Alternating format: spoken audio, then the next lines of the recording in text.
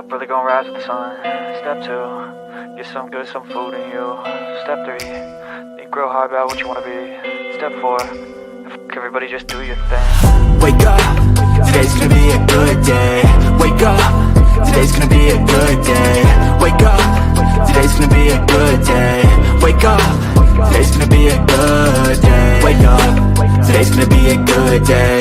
Wake up, today's gonna be a good day. Wake up, today's gonna be a good day. Wake up, today's gonna be a good day. Yo, set your affirmations, aspirations. I got shit to do, the aftermath of preparation. Good food, good mood, blood in circulation. One step at a time, yeah, that's how you make it. Set a goal you control and the steps you take them. I try to pick one thought, have some concentration. And if I make a mistake, it's called education. I try to do this every day, call it replication. Wake up, today's gonna be a good day. Wake up, today's gonna be a good day. Wake up, today's gonna be a good day. Wake up, today's gonna be a good day. Wake up, today's gonna be a good day. Wake up, today's gonna be a good day. Wake up, today's gonna be a good day. Wake up, today's gonna be a good day. So life ain't easy, yo, I think there's a reason though. Ups and downs, just like every different season, yo. Sometimes I'm high, other times I'm barely breathing, though. I always gotta fight and hide from the demons, yo. Negative thoughts are poison, they rot. Head full of flies, so here come the clouds. They'll never stop unless I can swap all the bad for the good in my head when I'm lost. Yeah, so I'ma fake it till I make it. Positive thoughts are overtaken, I got patience. One day at a time is how you operate a cadence. A flow, you grow, you show yourself a foundation. Stay away from all the shit that causes temptation. I know that I like to do it cause it's sensation. I live my life in my head like a narration. Don't expect greatness, do my best, man, I'll take it. Wake up, today's gonna be a good day. Wake up, today's gonna be a good day. Wake up, today's gonna be a good day. Wake up, today's gonna be a good day. Wake up, today's gonna be a good day. Wake up, today's gonna be a good day. Wake up, today's gonna be a good day. Wake up, today's gonna be a good day. Wake up, brother, gonna rise with the sun. Step 2, get some good, some food in you. Step 3, think real hard about what you wanna be. Step 4, everybody just do your thing.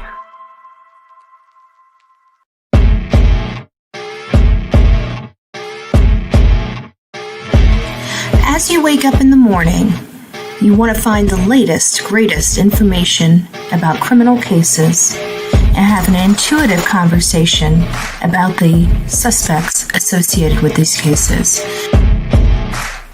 Head over to the Bullhorn Betty channel on YouTube.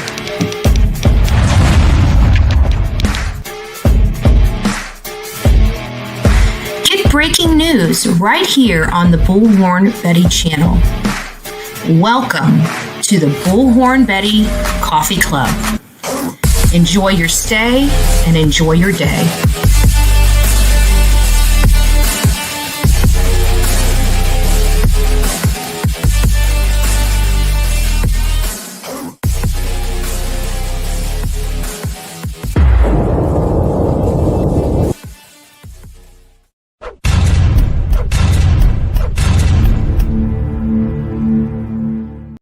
Kingsport mother is still missing. Layla Santinello has been missing since June 27, 2023. Witnesses state that she ran from the AmeriCorps Hotel the day before.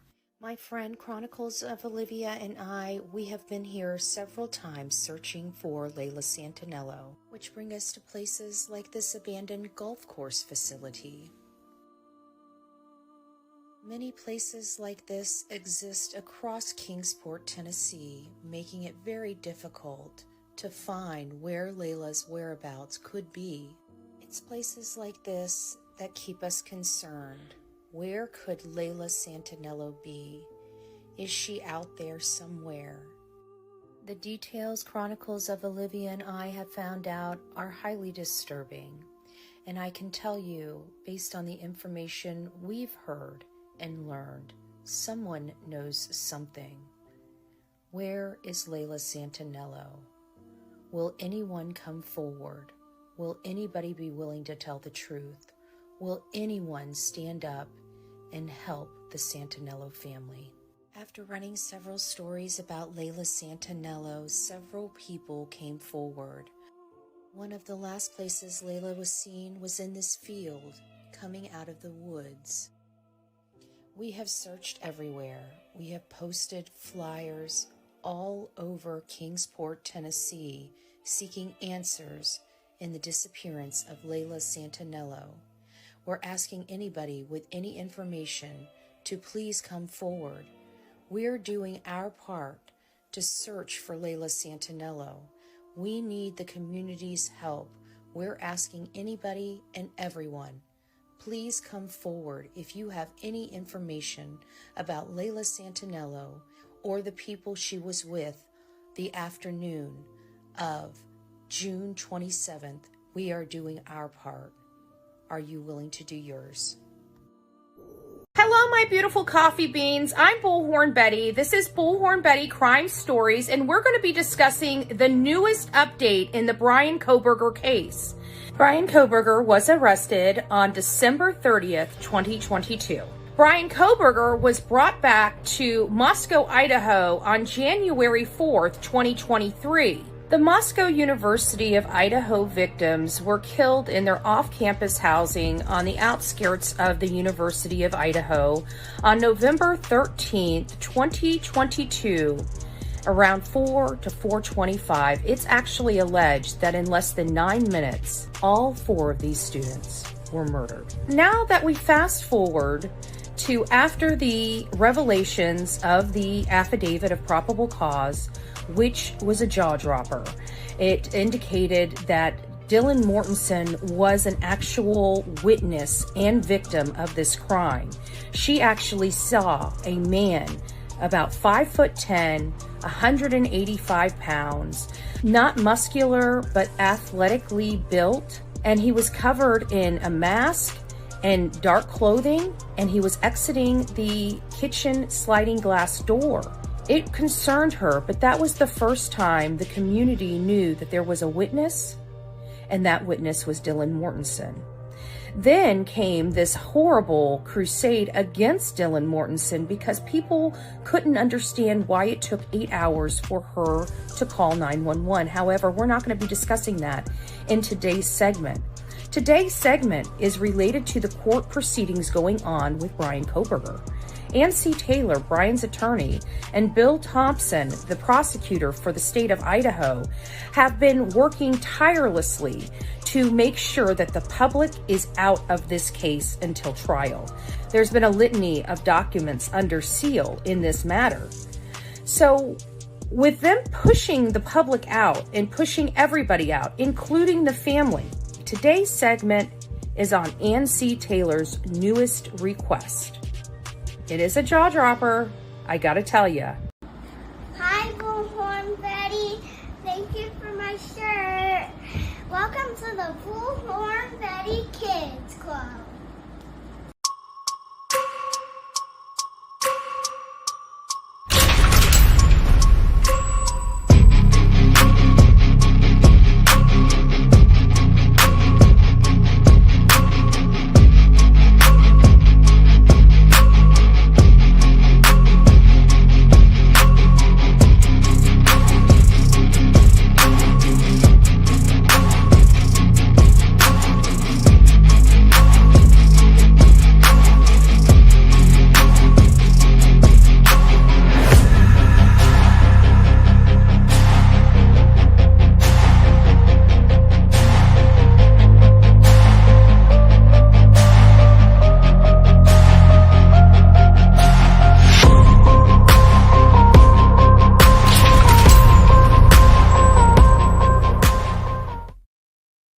What is up, my beautiful people? We are running a lot today, so I'm going to try to get through it as quickly as possible. If you do not see my lips syncing up with my tone, yes, that is because I've got 1,000 freaking screens open this beautiful morning, and I will be closing them out as we roll through them, and so this will get a little better.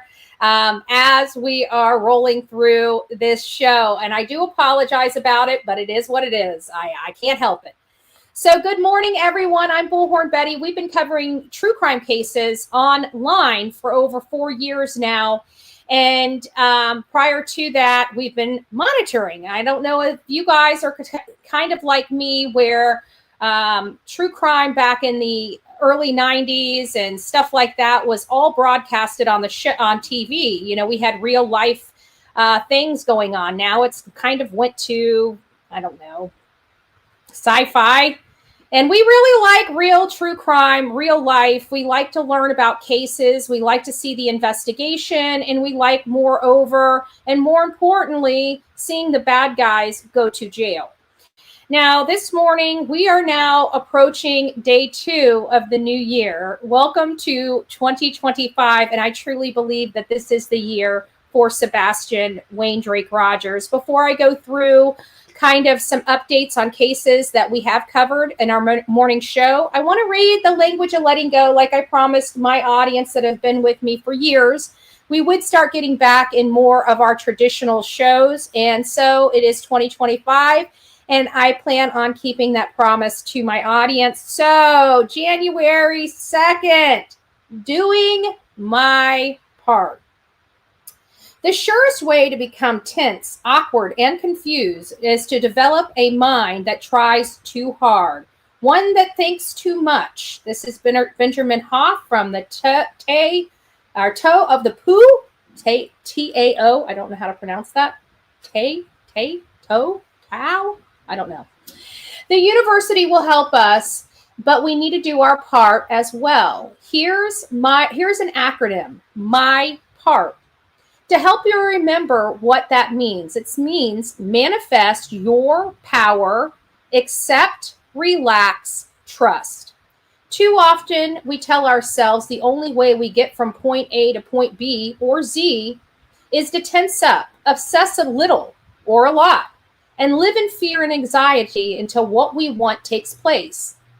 That isn't the path to success. It's the path to fear and anxiety. Accept, relax, breathe, let go. Trust yourself, God, and the universe to manifest the best possible destiny when the time is right for you. God, help me make the journey from fear and control to letting go and stepping into my true power. So I hope somebody gets something from that.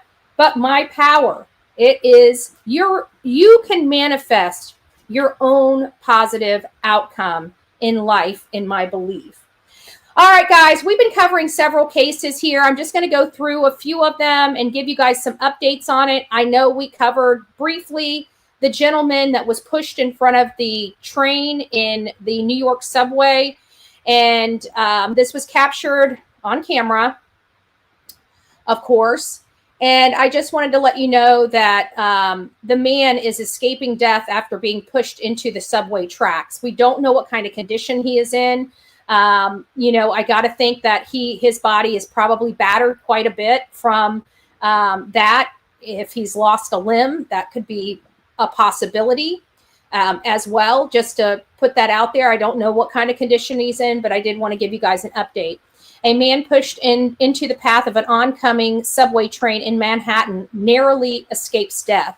As the suspect in the case found, he could not evade authorities. Chilling video obtained by Eyewitness News shows a man standing close to the edge of the platform behind a couple of fare evaders, because they jumped the thing, and another man approaching casually shoving him in front of one train just after 1:30 Tuesday afternoon at 18th Street. First responders went between the stopped the subway cars and rescued the 45-year-old victim.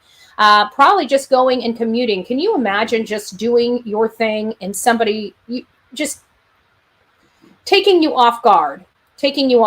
And we're going to move over to another one. Like I said, we're going to just go through these fairly quickly, but I do want to inform you guys, the 10-person death count has now risen to 15 in New Orleans. As you guys know, as we approach the new year, we were under fire from other people that may be, right? So we had this terrorist that was a United States citizen and a member of our military. Okay, this is another person that I'm not going to say is our military, because he's a disgrace to Americans and he's a disgrace to our military. We're not going to equate him, as far as I'm concerned. He is not part of any military. He may have served, but he's not part of our military.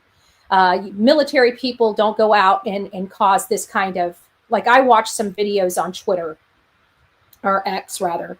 They graphic material on there because it's life and it is part of freedom of press, right? And they are truly freedom of press now.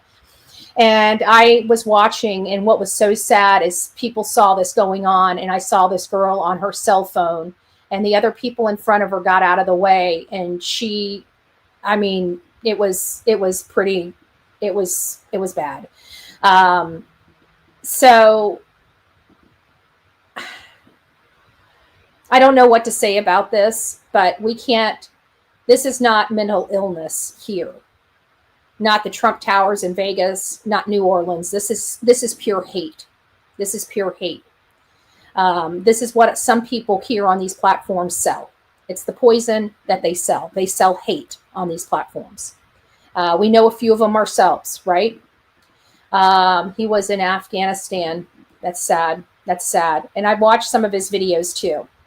So we just need to say a prayer for our country, a prayer, more importantly, for the victims and families. I can't imagine. Prayers for the ones that survived, because they're the ones that are going to have to live the rest of their lives with these scars.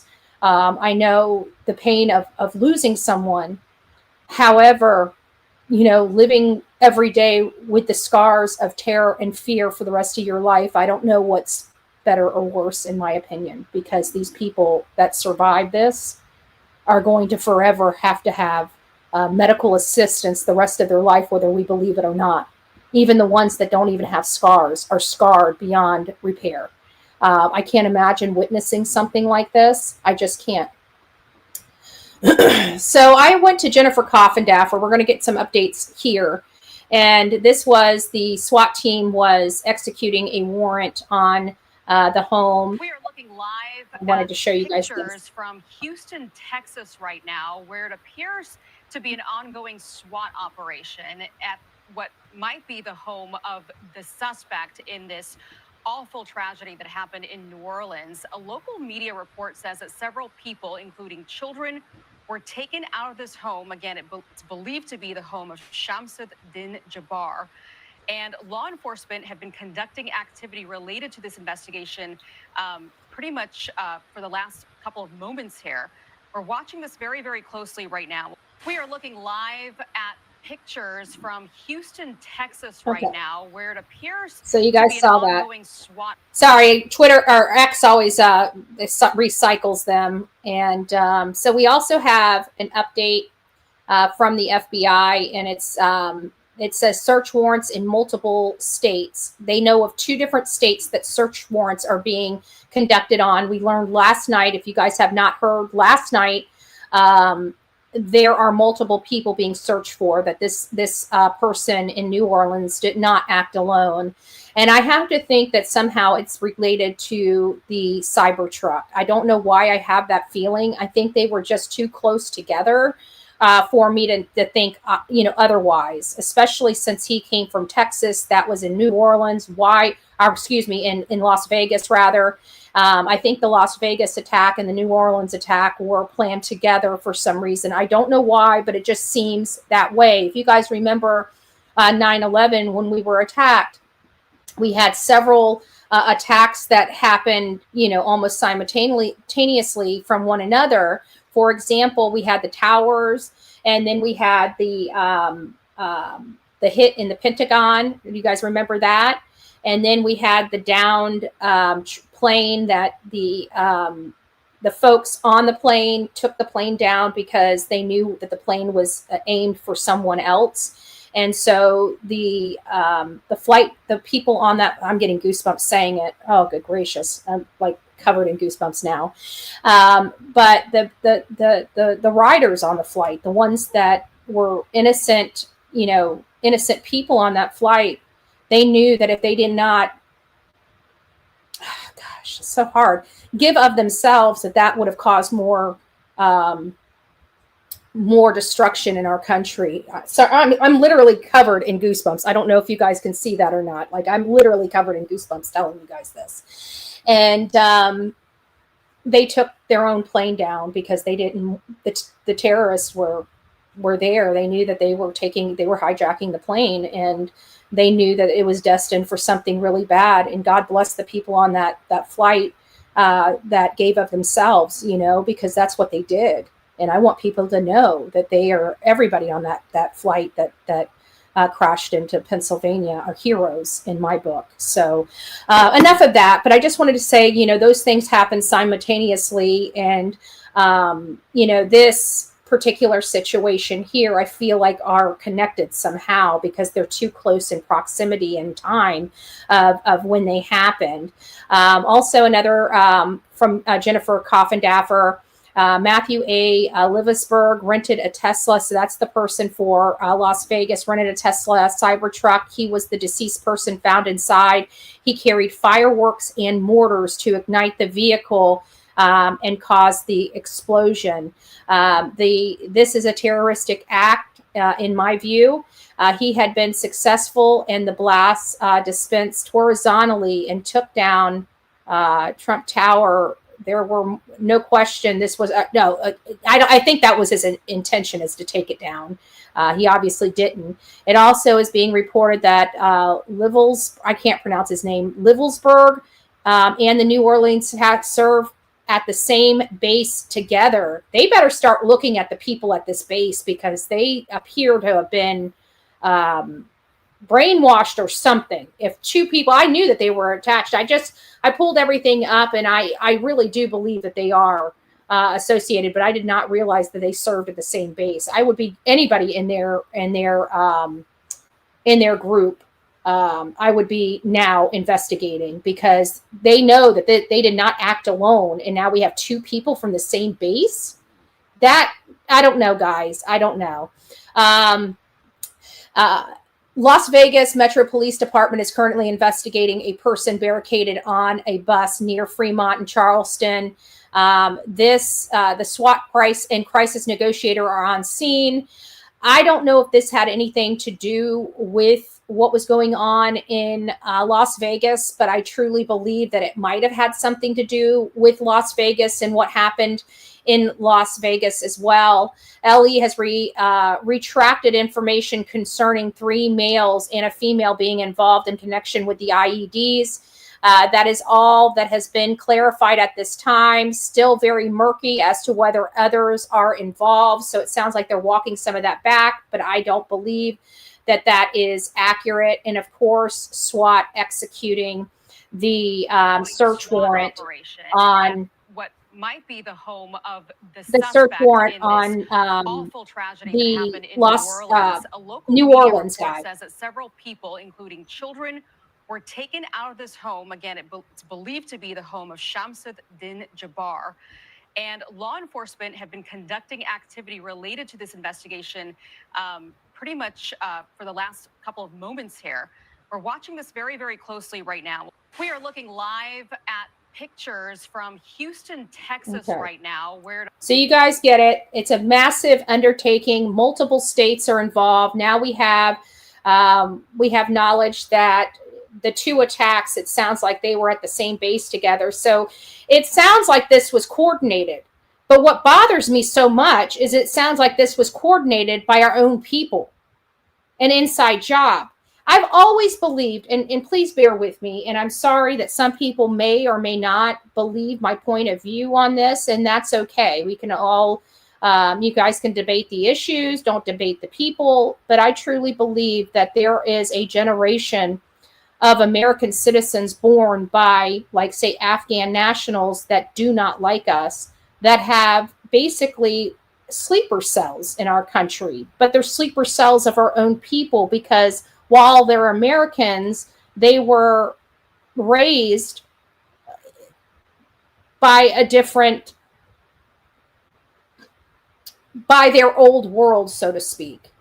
And I think that something is instilled in them at a much younger age. And maybe that might explain this. I don't know. It's possible. It's just a theory. It's nothing I really have cold, hard facts on. But it sounds like, there's been a lot of things that I've seen over the years by American-based people that come from families that have escaped atrocities and are living here and living free and free Americans. But, we had I'll have to bring up some examples of why I feel that way so people don't attack me.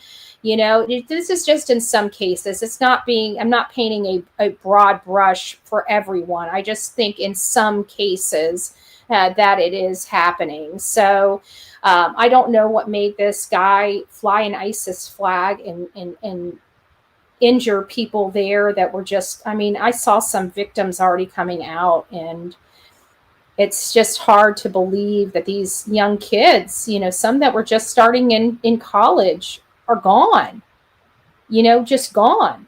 Over what? How can somebody I don't understand. And this comes back to why I really get upset with us Americans interjecting ourselves into wars. And it's because I wouldn't want anybody coming here and telling us how to live our lives, right? And whether we agree with how people or countries live their lives, it's not our business. I'm sorry, it's just not. We should not. I know people are human rights and everything like that, but how dare us go and force another country into compliance? How would we feel if another country came over here and forced us into compliance? I just want to throw that out there. They have to fend for, some people just have to fend for themselves. Think about how we got to where we are here in America. We had to fight for it. And when I mean fight, I mean people lost their lives for us to get our independence. So other countries and other people are going to have to do the same thing. It is not our job. It's just not. And I'm sorry, I don't like wars at all. And I definitely don't like us being involved in wars that have nothing to do with us. Period. That's just my 2 cents on it. I don't see why our children need to go fight a war we don't even believe in, that we didn't even cause, that some of our children are going to come home in boxes when it's not even our fight. We don't have a dog in the fight. We have nothing except sacrificing our children. I'm sorry. I just can't get behind it. I can't get behind it. And look at this. We send these people off to the army and stuff like that, and they've been brainwashed and come back and end up hurting our own people. I can't with it anymore. I can't with it anymore. On a different topic, we need to help Boston look for a woman. They're seeking this woman here. She seems very beautiful, very happy. She's been missing for a while. Police are seeking the public's help in finding a Boston woman who's been missing for over a week. Her name is Maria Gonzalez and of Roxbury, and she was last seen right before Christmas. And I guarantee the reason why she's missing is probably because she never showed up for Christmas and probably scared the crap out of her people and her family. Police describes Gonzalez as a Black female standing about 5 feet tall. So she's probably about my height and about 145 pounds. So you guys seen me, my height, weight, and build. She's probably similar to my structure. Short black hair, brown eyes, was last seen wearing black hat, black jeans, gray cargo pants, red and white sneakers. Those red and white sneakers should be popping, If anybody has any information, please call 911 or Boston detectives at 617-343-4275. I'm absolutely confident that her family is missing her. There's the photo of her for all you guys. Do I have it on the big screen? I don't even have it on the big screen. I'm sorry. There you go. I just read that. There she is. There she is.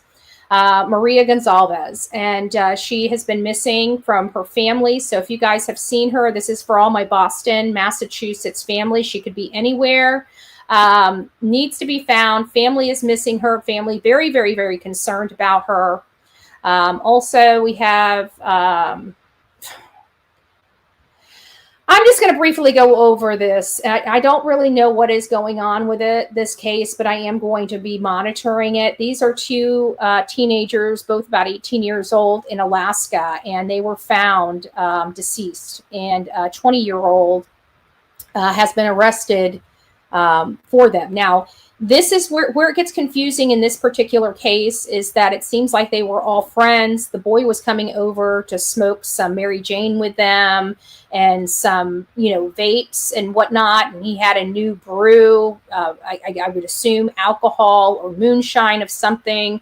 And he was going over there, and then he texts them when he's there. Something happened in there where he ended up stabbing both of these girls with his knife, dumping their bodies in the river, taking his clothes off, dumping those in the river, washing the knife, putting it between the wall and the refrigerator in his own home, and since admitted to doing this. Now, the weird thing is, again, this is the guy right here, 20-year-old, ruined his entire life while ruining those two best friends' lives and their families' lives.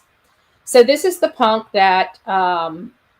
And the amount of stab wounds, I have to think this was a heat of passion. So I don't know if he was going over there to SA them or something, or they were smoking or getting drunk and he thought he was going to get lucky. And when they rejected him, he flipped out.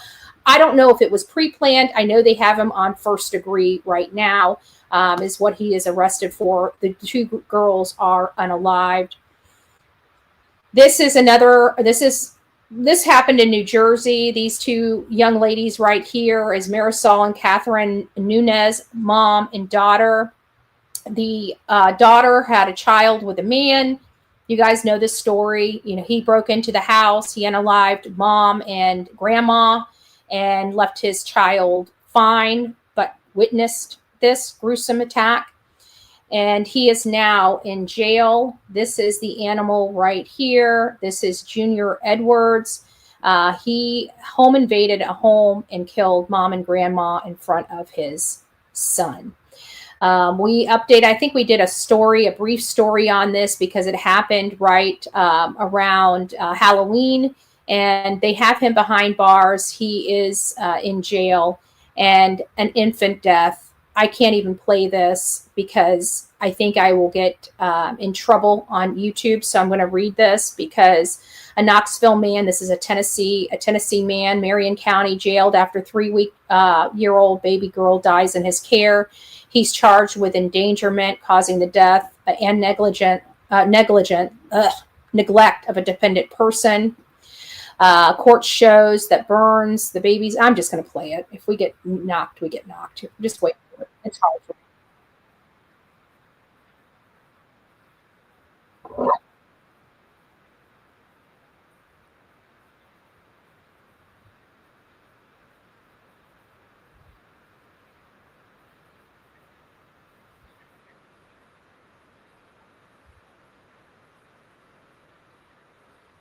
I don't know if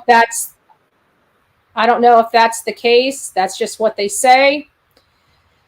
And I think that's really it. Okay, so lastly, we're going to give an update, and then we're going to get into the meat and potatoes of this show.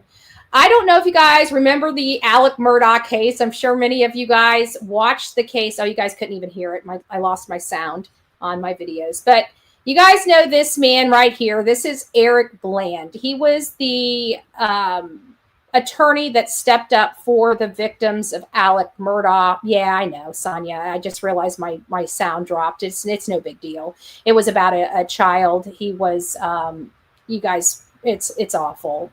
They were on substances and alcohol and allegedly put the child between them while they fell asleep. But, well, I don't know. I think there's more to that case than that, especially with the alcohol and the substances. Eric Bland was representing a lot of the victims in the Alec Murdaugh case, and he has since, I didn't know this, has since decided to write a book about his experience in the Alec Murdaugh case. So I'm not going to go through this, but I am just going to let you know Anything But Bland is the name of the book. So if you guys would like to have kind of a different view, we've seen the view of Alec Murdaugh. We've talked to Dick Hartpoulian and James Griffin. We know their side of the situation. We've been following this case for a while, and we know about Becky Hill's book, right? And she ended up losing her job for what she did to write that book, including putting her hands on the scales of justice in the Alec Murdaugh case. Now, Eric Bland, the attorney for the victims, has kind of followed suit. He wants people to learn about his, and it's Anything But Bland. So this is not a plug for him, but I thought it's interesting. I've always liked Eric Bland. I thought he was a great attorney. He helped people pro bono. He did his part, and whether you like the guy, don't like the guy, he did his part. He did his part. Lastly, as our intro said, we are going to go over an update. It's actually an article related to the Bryan Kohberger case, and then we'll get into our subject matter, which of course is Sebastian Wayne Drake Rogers and the distractions that are going on. Right now in the Bryan Kohberger case, the main evidence against Bryan Kohberger, they're trying to have tossed out of the case. Now, I don't know if it's going to be successful or not, but it's always a concern, okay? When we don't know, I always tell people, there is no slam dunks. You can't just, say that we've got everything. It's a slam. This is a trial. There are no slam dunks in a trial. Things come up, arguments are had, law is applied, things are tossed, and then you have what you have. Sometimes it's a skeleton case, sometimes it's a voluminous case. But at the end of the day, the defense is trying to toss, and you never know what their arguments are or if they're saturated in good law. And if they are, we could have problems. So never, ever, ever underestimate these cases. So there's Bryan Kohberger. As you guys learned in the intro coming in, he's accused of unaliving the Idaho Four, Kaylee Gonzalez, Maddie Mogan, Ethan Chapin, and Xana Kernodle. It is alleged that he was able to carry this out in under 9 minutes. It sounds like a lot of planning went in this. They state that he has been at that house over a dozen times prior to the murder of these four. Many people don't believe that he expected Kaylee to be there or Ethan Chapin to be there, but they were. And that's probably why he left, Dylan Mortensen behind. Ahead of an upcoming January court date, Bryan Kohberger's attorney made their final written arguments to excluding key pieces of evidence in the Idaho murder suspect's trial next summer. In the latest filing, the defense reasserts its prior allegation to try to justify the judge why he should exclude a multitude of state evidence from the high-profile case involving the stabbing death of 4 University of Idaho students. Across 10 briefs, 2 of which are sealed, Bryan Kohberger's attorney renewed claims of police misconduct to obtain warrants for various evidence, that some warrants lacked legally required specificity and that their clients' constitutional rights were violated during the investigation. You guys hear the wording that is being used. This is setting up for an appeal. She is doing what she needs to do right now to set Bryan Kohberger up for appeals after this trial is over.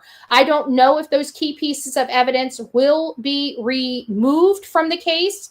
All I know is that I know what I know, and I can see this. I don't know if the judge is going to remove critical pieces of evidence from the state's case, but the way she's setting up her pleadings and how she's arguing, I can tell you that they're setting up for appeals. If you guys are wondering why they're doing some of this stuff, it's their appellate arguments. I can see this already just in some of the writing and the wording that's being used. Okay, well, that's what's being reported right now from the Virginia pilot. What's going on? What's going on, Harley? Hold on here. Let me go up and see what I can see. Sorry, guys, I do not monitor this channel. I don't know all the details. Active duty spent time at that base. Okay, so you got some information about the active duty guy. The guy who did the attack on Vegas. Okay, got it. Got it.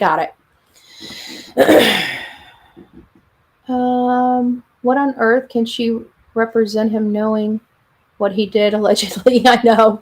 Everybody's deserved a defense. Everybody, and I, if you know anything about me and if you've been following me for any amount of time, I tell you guys, I want the pit bull defense attorney because it does limit the amount of appeals that they can have. Now, I also, keep things going and listen to how certain pleadings are. You know what we're going to end up doing? And I'll probably do it. Well, today's already Thursday. Tomorrow's Friday. I'll probably do it early next week if I can. But, which reminds me, I'll have to do it early next week if I can. But I think we're going to go over the briefs that they've been submitting, and we'll have an open discussion, maybe open panel discussion about the briefs in the Brian Kohberger case. But either way, I appreciate you guys lending me your ear for this. There are a couple things. We're going to be kind of dovetailing into the Brian Kohberger case now, so I do appreciate you guys allowing me a few minutes just to get you guys caught up on the other things going on in this in this world. It sounds like we're under attack. I want you guys to be ultra vigilant if you live in this country and live in this country near big cities. They're not going after small events. They're going after large events. Okay, guys? And so the best thing you guys can do is stay off the roadway. If you're at an event that has roadways, even if there's barriers there, just stay on the sidewalk. It'll help prevent, some crazy guy driving a vehicle, just stay on the sidewalks, even if you have the ability to walk in the roadway. Some other things that are going on is be careful from, the large hotels. Las Vegas is a major hotspot for terrorist activity. So is New York City. Obviously now New Orleans. But if you guys notice the theme here, it's large cities. Okay. So if you guys are going to be in a large city, just please be vigilant. If you see a backpack laying somewhere unattended, call it in, right? You just never know. Just don't disregard it in the way our country is right now. Don't disregard anything.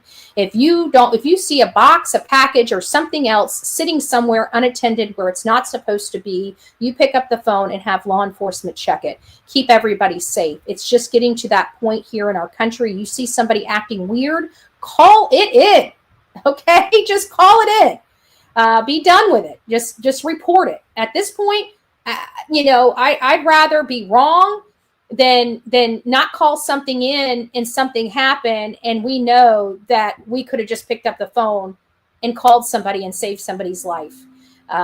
That's where we're getting right now. Okay, we don't know what else is going on. We have at least 2 attacks from 2 different people that were associated with our military. And I'm sorry, I think that's very, very highly disturbing for me. And then in New York, you got freaking people that want to kill us marching down the freaking road in all black. I'm sorry.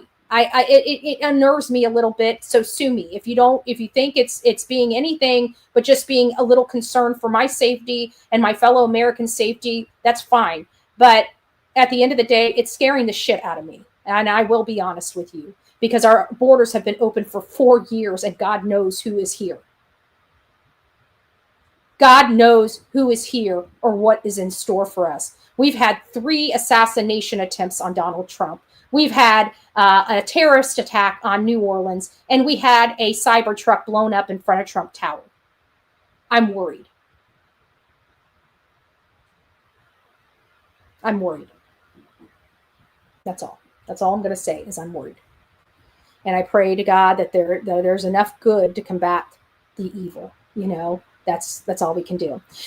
Okay, Sebastian Wayne Drake Rogers is a 15-year-old boy when he disappeared. He has recently had his birthday on December 7th, 2024, and he missed his 16th birthday. He has been missing for almost a year now. I feel like things are closing in, but the topic of our conversation today is the distractions, okay? We have known that there has been this network of people working for the mom and stepdad since almost the beginning. We watched me get threatened. We watched me get threatened with my life, right? Because Chris Proudfoot was going to run me over with his vehicle. Remember that? And then his stepfather showed up while I was standing outside of a vehicle. So I lost my shit because they were stalking me. Long story short is this man has been proclaiming that he doesn't bash anyone. And we learned from Elevated Truth that they were driving narratives behind the scenes, that Chris and Katie specifically were funneling information to their social media felons to cause distractions, disruptions, and to bash Seth, right? Because they feel bashed because we follow leads and the leads go directly to them, right? So apparently following the leads and following facts is bashing, okay? Where they're actually manufacturing stories to bash Seth. So we watched and heard that this leader of this criminal pact, Chris Proudfoot, decided to go on there and tell his people in the public light, he's tired of the bashing. Stop bashing and focus on finding Sebastian Rogers. Didn't we all hear him tell his people, the people he has elicited for help and or hired with financial, with monetary purposes, you know, like paying them. But he tells everybody, stop bashing and start focusing on advocating for Sebastian Wayne Drake Rogers. If you guys forgot it, I've got it pulled up. We will listen to it, okay? We will listen to it. So if he's telling his people in front of the public to stop bashing people and start focusing on his missing stepson, right? And then the next thing turns around that nobody's talking about Sebastian and everybody is attacking Seth. Doesn't that tell you that he's saying one thing in the public and doing another thing behind the scenes? Because not one of those people that he was talking to that say they care about his stepson have even advocated for Sebastian one time since that interview.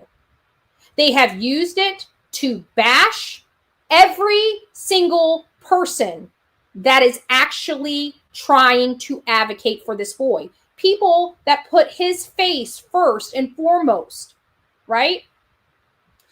So let's go over a few things before we get started because new revelations came out about some of the videos. Okay, you guys heard it. I've downloaded the video because I'm not giving that POS one click, one view, or one single red cent of my viewership. So I downloaded it. You guys sent me the URL.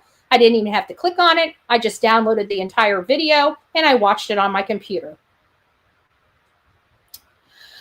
So I did get to see it. I think this was a hit piece for Bobby. I feel really bad for her. I'm sorry she trusted the wrong people. And I heard some of the things she said about me, and I really, don't care. At the end of the day, the bottom line is whether she likes Bullhorn Betty or not, we have integrity on this channel, and she does not deserve to be accused of murder, and she does not deserve to be monitored or watched or be put under surveillance. And I'm going to stand behind that today. I've been in that community I can guarantee other content creators have driven up and down the roads of that community a hell of a lot more than I have. The 3 days that I was there, I was hardly even in Hendersonville. I think I was in Hendersonville. I mean, I didn't even stay in Hendersonville. So I think I was in Hendersonville over a 3-day period, all of one whole entire hour. If you added up all of my time in that community, I think it equates to maybe an hour, maybe two at the very most over 3 days. And most of my time was spent in Gallatin, White House, and in Memphis.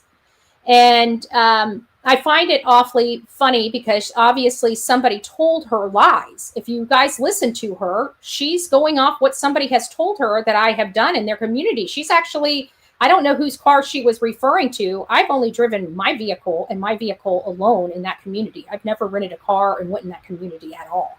So I don't know what they are referring to. And my car was very well noticeable when I went there because it had a huge rust stain on top of the roof of my car. So it was very obvious at the time what my car looked like, because it has a very unique defect to my car and my car alone. The roof was rusty. And that happened because Dolly ended up standing on my the roof of my vehicle to get shots of Leilani's backyard, and he stepped and dented and apparently cracked some of the paint. And so the water and his drink that he dumped on my top of my roof ended up getting under the cracked paint and rusting the roof. It took about, 9-10 months before the paint started coming off. But the only way that paint could have been cracked or ruined is from when he stepped on it, right? So I just recently got the car painted because the rust, there was a rust spot, like starting on the hood, not really a rust spot, but where the paint was starting to peel up on the hood. So I'm like, okay, enough's enough. It needs to be painted. So it was very obvious of my vehicle in that community. There's no ifs, ands, or buts about it. And I doubt they will even have me on camera maybe 3 times out of a 3-day period, because I was there in the evening to get an evening shot. I was there in the morning to get a daylight shot so people could see what the nighttime view was in comparison with the daytime view. And then I drove you guys around to show you when I posted all the signs, which was when I got my daytime view anyways. I was posting those. So, they can't have, I can guarantee that JLR's been there a hell of a lot more times than me. Dolly Vision's probably been there a hell of a lot more times than me. Cluminati has been there definitely a hell of a lot more times than me. I think I was only in the Hendersonville area, not in their area, just the Hendersonville city limits and county limits. I think out of a 3-day period, maybe a total of an hour to 2 hours tops. Hour to 2 hours tops.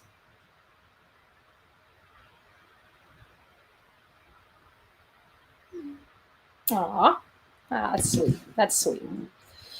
If Bobby was tracked down by a certain JR, if he put ideas there, then explains a lot too. Yeah, it does. It does. But that's okay. She'll just like everybody else, you got to find out on your own. When you're done being lied to, come on over to Bullhorn Buddy and we'll give you a shot of truth. So anyways, I wanted to get this. Evil Exists is another person that I have admired over the years, covering cases and stuff like that. And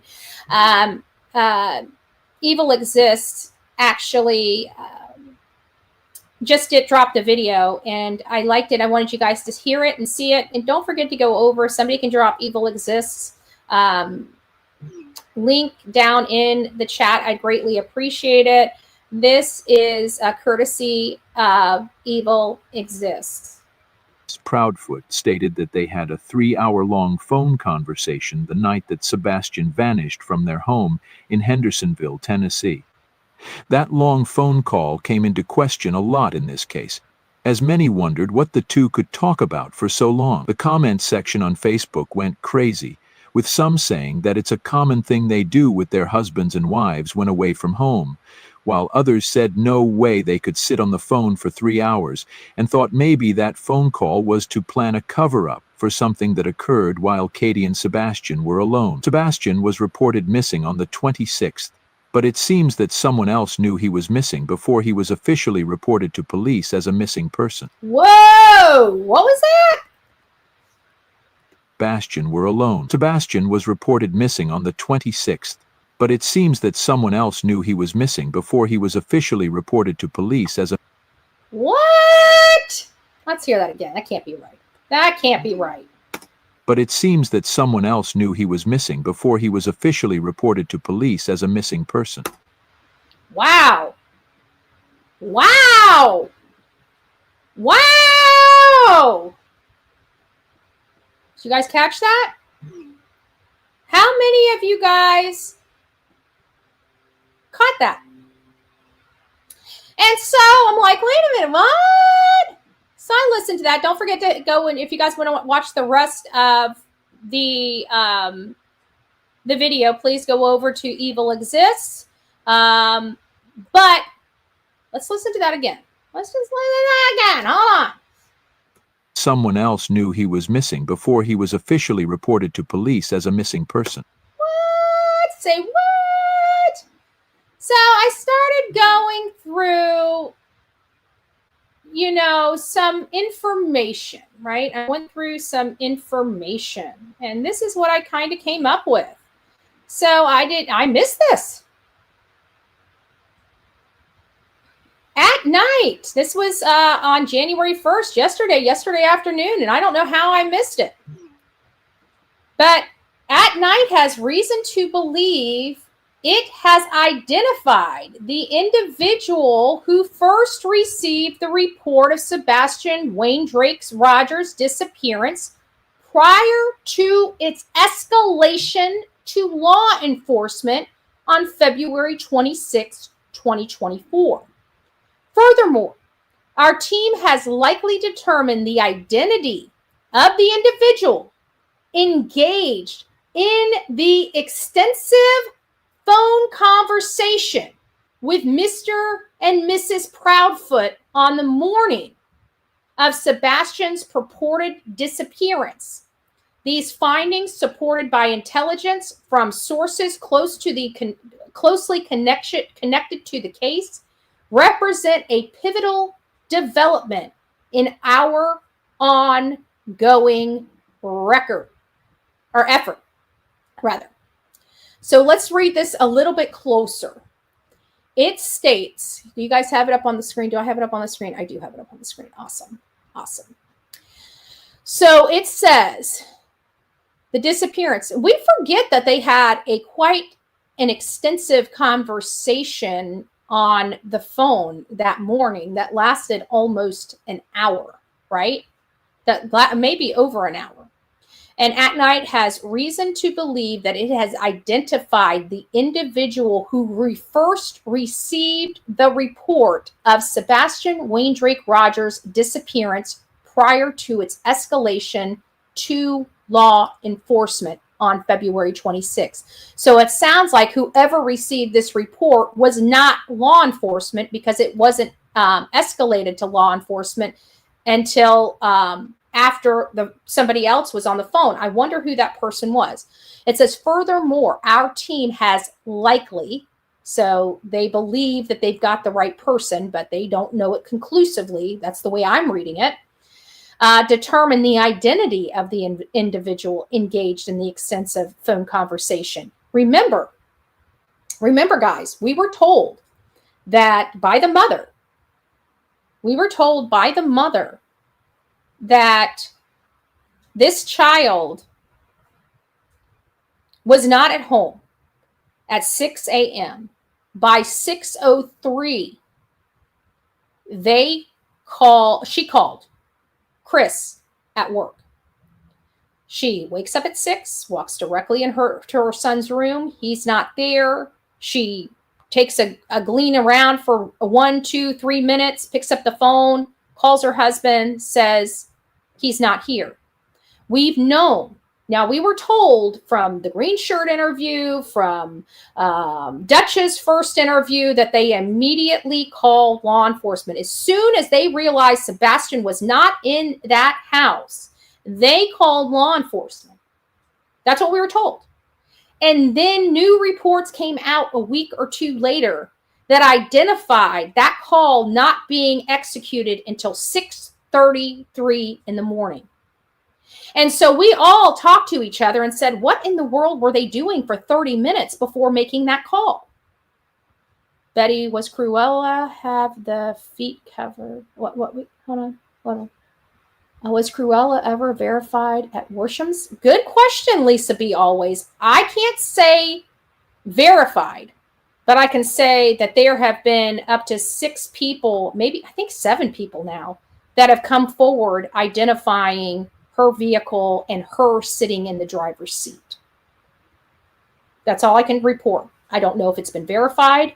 I just know I personally heard somebody state that they were there, and it was a man, not a woman, that stated that they absolutely saw her there, and that they absolutely saw her behind the wheel of the car.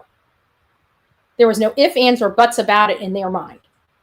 They absolutely spoke with conviction when they stated this.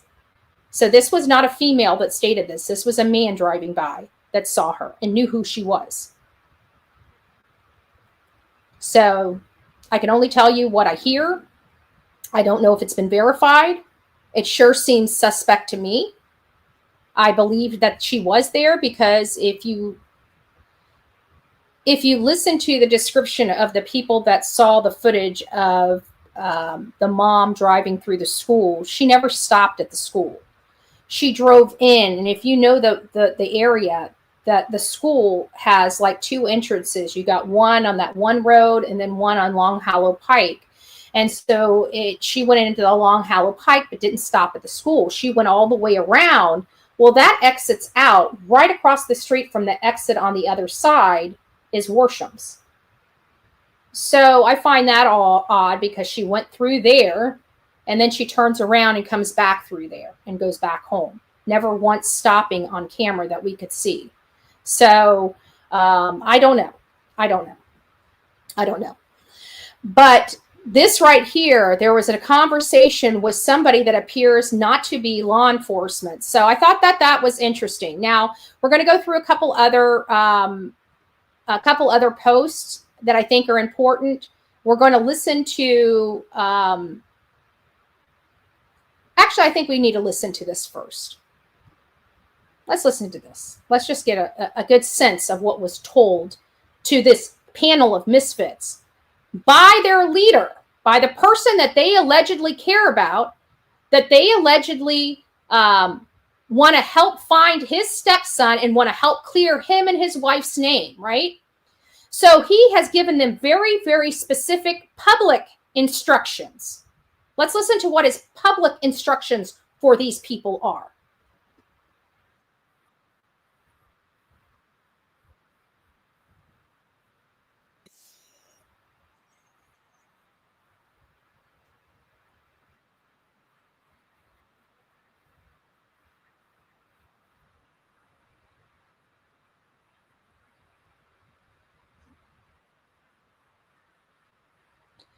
So he has, oh, I lost my audio. Dad, burn it. I'm getting so sick of my audio being, I will tell you this. It's really starting to get to me. I hate StreamYard. I'm going to be working on getting us away from StreamYard. I've absolutely had it. They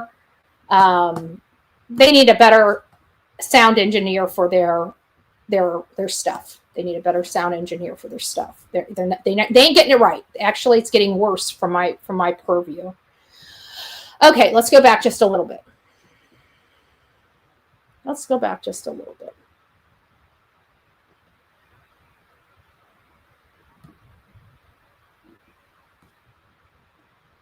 Because if it was perfect, it would be very boring. Now they're going after a pastor.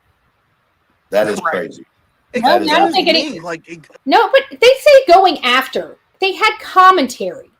They didn't go after a pastor.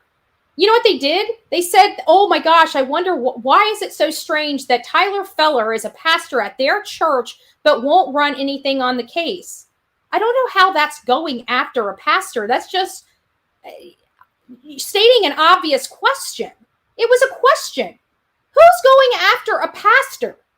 I have not heard anybody go after Tyler Feller. I just heard people question why he is in true crime but refuses to run a case on this. That's all I've heard. Now, I don't know if somebody's heard any. Has anybody heard any different? If somebody's heard something different, put it. I'm back over here now. Put it in the chat. I mean, that was kind of. Okay, so I'm not wrong. Like, nobody went after him, did they? Because it sounds like all they did was question why is Tyler Feller in their church and covers true crime, but won't cover this case. They just thought it was odd. I never heard anybody attack him. Pointing out a fact isn't going after someone. Exactly, Karen. But I didn't know if maybe another content creator had started back. I didn't hear. I know none of us have. I certainly haven't. I mean, it's an obvious question. I think I've said the same thing. I agree with the question. Like, why isn't he involved? He seems not to have a problem poking his nose in any other case. Why not this case? So, I mean, it's not going after him. But either way, let's keep listening. Like, help me understand how going after a pastor is going to help find Sebastian. How is going after Seth, an innocent father that had nothing to do with his disappearance, that this man that's speaking right here is pushing behind the scenes? Because you know what? We just heard on here him telling them quit bashing, focus on his son, his stepson. And none of these people on this panel have followed his instructions, his very clear public instructions. So what is that telling you? If they respect this man and he's telling them to knock it off, to focus on his stepson, and they're not knocking it off, focusing on his stepson, are they following his instructions behind the scenes instead of in front of the scenes? I mean, they're all here for him. So, like, for example, if Seth said, hey, Betty, can you not run this? You know, can you not do this or do that? Well, first of all, they don't know what I'm going to run at any given day because I don't know what I'm going to run until I decide what topic I decide to land on. We always have a running topic. I literally have a list written out here of topics of conversation, and I just basically say, this looks interesting today. Let's have a discussion about this, right? Because we're so involved in this case right now. We know just about every aspect of legitimate information related to this case. It's not very hard to talk about certain topics of conversation. Right? Bullying is one of the main conversation topics in this case because these people that you see on your screen engage in intimidation and bullying tactics of anybody legitimately looking for this child. It seems to me that they are the only ones that are allowed to look for this child if they so choose. That's not how America works. I don't know if these idiots know it. Probably not, because they don't seem very educated. I would hope that some of these people get a college education or maybe a high school diploma if they don't have it yet. You know, just something like that. But as far as I'm concerned, it seems like the reason why they have to cuss so much and demean so much is because they're highly uneducated. And when you're highly uneducated, you don't quite understand things, right? And I really think that they're lacking in how law works, clearly. But the only job that they have to do is advocate for Sebastian Wayne Drake Rogers. That's it. That's all they have to do is advocate for him. But instead, they've spent days and days since this dropped right here, and the demand. Let's see if we can find. Hold on, let me pull this back and let me find the very specific where he says stop bullying. Right? Stop trashing. Let's find that real quick. Stop. Just stop. Just stop. Here it is.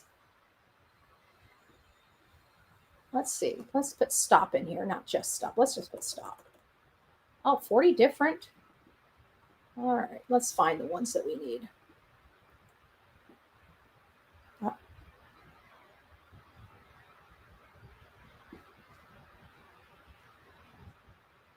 Ah!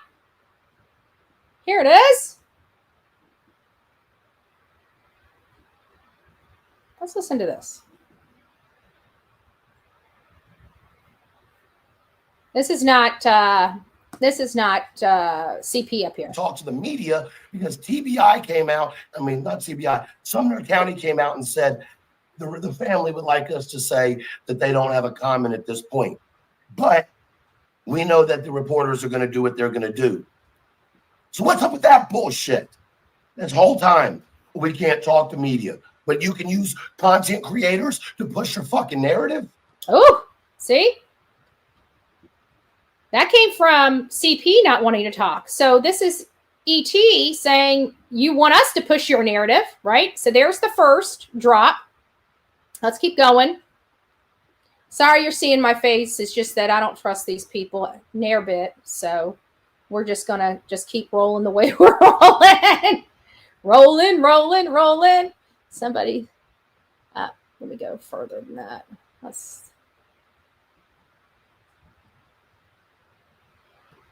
Okay. I'm almost there. I think he comes in about 2 hours. Specifically wording, stop talking. Okay.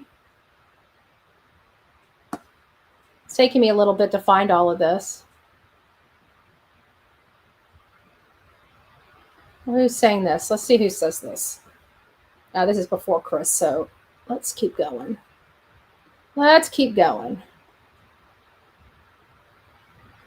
Okay, I think this is it. Might be. Yeah, this might be it. All of the bullshit has got to fucking stop. All of it.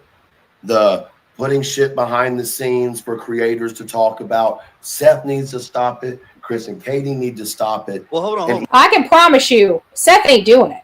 I can guarantee 100% it is not happening on this side of the block. I run my stories the way I run my stories. Occasionally, Seth will pop in here and say hi to everybody. I don't talk to the man. He's not giving me information to talk about Chris and Katie, right? This information is coming from public records. We don't do anything. I can guarantee there is not one time Seth has called me and said, hey, I wanted to tell you this little bit about. That's not happening. It's only happening with these people, and it's proven. Why? Because ET said it was. He knows. That all of the bullshit has got to fucking stop. All of it. The putting shit behind the scenes for creators to talk about. Seth needs to stop it. Chris and Katie need to stop it. Well, hold on. Let me stop you there because we ain't putting stuff out behind the scenes. Bullshit. Well, Chris, can I answer you about what are we putting out behind the scenes? Chris, don't put me in this position. Don't do it. Do not pull my man card. Chris, don't pull my man card and put me in this position. So we know for a fact that up to this point, that stuff was happening in their camp. And so we also watched and learned that CP said, stop. Just stop. Begging this panel to just stop. So if he's truly wanting people to stop bashing, why is this whole crew of people bashing Seth right now? Going through his employment, how does that have anything? None of those records have anything to do with Sebastian or why Sebastian has disappeared. All they're trying to do is smear Seth. For what? Because he's not responsible for the disappearance of this child? That the mom and stepdad look like the most likely people? And they can't stand it because they chose to stand on their hill with these people that are now looking good for this child's disappearance? And so they want to do damage control to try to lessen. That sounds like more in line with what's going on here. Because how desperate is it that you guys were told to focus on Sebastian, yet you're focused on Seth, but his past records that have no bearing on the disappearance of this child? I mean, at least when we talk about the mom and stepdad, it absolutely has a bearing on the disappearance of this child. And I find it awfully funny that they're so focused on Seth when we all know where he was during and after the disappearance of his son, but yet we have no good timeline for the stepfather, the people that these hot mess expresses represent, and are being paid to peddle the narrative that this narcissistic pig manufactures behind the scenes for all these yahoos. Seems awfully funny, because yet another distraction to take the focus away from finding Sebastian. I find that really, really counterproductive when you're searching for a 16-year-old boy that's been missing for almost a year. If we know his father is now working with law enforcement and is appearing not to have any involvement in this case, why is the heat turning up on him instead of turning down? You know why? Because it's the narrative that E.T. was talking about being driven behind the scene by Chris and Katie. Specifically. He called them out. Specifically. And so in this panel, he's begging everybody to stop bashing. We've been talking about facts. I'm sorry, the facts look awful for him and his wife. I really do. We didn't put him in this mess, I can promise you that. They did that to themselves, because the only thing that they should have done when that child was missing was immediately call 911. If something happened to him the night before, they should have immediately called 911. They should have rendered aid and rendered help to a boy if he was in medical need. But now we find out, because of trashy people, once again, violating the law, recording somebody without their permission. I wonder who recorded this and what state they live in. I wonder if it's a felony in that state. Wiretapping is a criminal offense. I want to tell you, the only way they can get away with it is if they live in Tennessee and not from a one-party recording state. So if anybody knows where this Crimson Tide lives, I'd like to know. If you know the identity of Crimson Tide, I'd like to know. You can email that to bullhornbetty@gmail.com, bullhornbetty@gmail.com. Might as well level the playing field, because I'm pretty sure Crimson Tide knows exactly who I am, where I live, and all my personal information. So why not just have theirs as well? So if you know who they are, please reach out. You can reach out to me anonymously at bullhornbetty@gmail.com. Please provide your receipts. Also, if this person was truly, or these people were truly trying to advocate for Sebastian, wouldn't that be their focus? Our focus has always been Sebastian. Look behind me. When have you not seen me talk about Sebastian Wayne Drake Rogers without having his beautiful face behind me, advocating for this boy? So anybody that comes across here, whether they can hear it or not, they can see the beautiful face of the missing teen behind me. Who does that? Who does that? Why are you trying to dox people? Because haven't I been doxed enough? Isn't it what's good for the goose is good for the gander? Did you go to those hate channels, Butter My Biscuit, and tell them not to dox people? Huh? Or is it only okay for one side to do it? I'm sorry, I'm playing by their rules, not by mine. My rules are just leave people alone and do the right thing. Advocate for the people, stay in your own lane, and talk about your own cases. You never see me over these hate channels chats, ever stirring up anything. And you don't see my people over there stirring up shit and gaslighting. But we see her people, like you, over here. Why? Why? Why don't you try take, because those people go real life. We do not. We keep it on our channel. So if you're so concerned about it, why do you associate with them when they're the ones doing it? And yes, I will drop somebody's information in a heartbeat if they're doing it to somebody else. And if you've got a problem with it, my suggestion would be go back to them and tell them not to do it, to stop doing it. But what's good for the goose is good for the gander. And if they're going to do it, we're playing by their rules, right?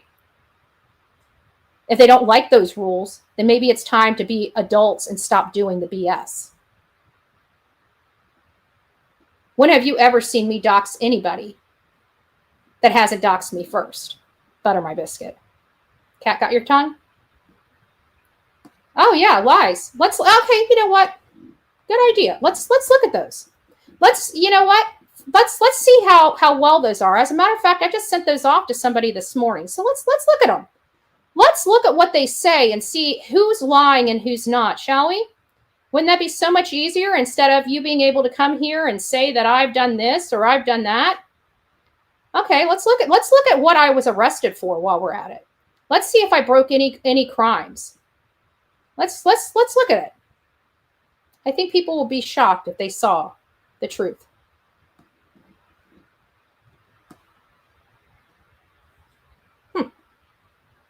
Let's read it. Let's read this. What was I arrested for? Does anybody know? Because they're trying to say that I stalked these people. No, I was arrested for using hashtags from the state of Florida. Butter my biscuit, since you know so much. Do you see this? This is the affidavit of my arrest right here. Let's go over this affidavit of arrest. So, on 8/22/2024, 3 separate orders of protection were granted against the defendant, Andrew Lynn Griffin, by General Session Judge Ron Blanton. The petitioner on the protection orders are Katie, Terry, and Maddie Cathy Bowersox. According to the orders, the defendant cannot come about the petitioners for any purpose, which I've never, even you guys all know, I've never met these people, never spoke to them, never went up to their door, never stalked them, never talked to them, with the exception of Chris Proudfoot reaching out to me by messenger. And Terry Bowersox obviously following me and circling my car, which we've got him on video doing just that. So outside of those interactions, I've never seen these people or spoke to these people, right? So they're saying I can't come about them, which I've never done, for the purposes of must not contact them or their children. Now contact them directly or indirectly by phone, email, message, text message, mail, or any other type of communication or contact. Oops, sorry. I keep doing it with 2 fingers. So let's keep reading. On August 22nd, shortly after the hearing, the petitioner learned the defendant went on a live on her YouTube channel, Bullhorn Betty, and proceeded to blast how people were talking on social media. Now, blast is unprofessional for even a detective. Talking on social media about court and what took place because the defendant failed to appear for court. Okay? So I'm talking about a court proceeding because people are asking me questions. That's within my constitutional rights and freedom of speech, right? The defendant threatened to sue, not bodily injury, but threatened to sue them in a court of law. The Proudfoots and the Bowersox multiple times using hashtags, which is not a contact feature. It's actually a categorization feature. So it categorizes content. It's there for categorization, not contact. And it's hashtag Chris Proudfoot and Katie Proudfoot. And if you look up whether hashtags can contact anybody on Google, it will tell you absolutely no, because it's there for categorization of your content. And their minor son, hashtag Sebastian Rogers, on her YouTube stream, Can't Fix Stupid Tennessee. On August 22nd at approximately noon, now mind you guys, if you guys go back and look, I was in the state of Florida. I was leaving the state of Florida on this specific day to go to Mississippi. So at approximately 12 noon, your affiant received information from Katie Proudfoot. So Katie's actually watching me, not the other way around. That the defendant was on a live stream. Again, a live stream from Florida. No contact, no coming near them, no nothing. And again, on her channel, Bullhorn Betty, your affiant watched the live stream, which showed the defendant driving while videotaping her stream, because I was in Florida heading to Mississippi. During the live stream, the defendant again threatened to sue the Proudfoots and Bowersox, which is in my constitutional rights to do so.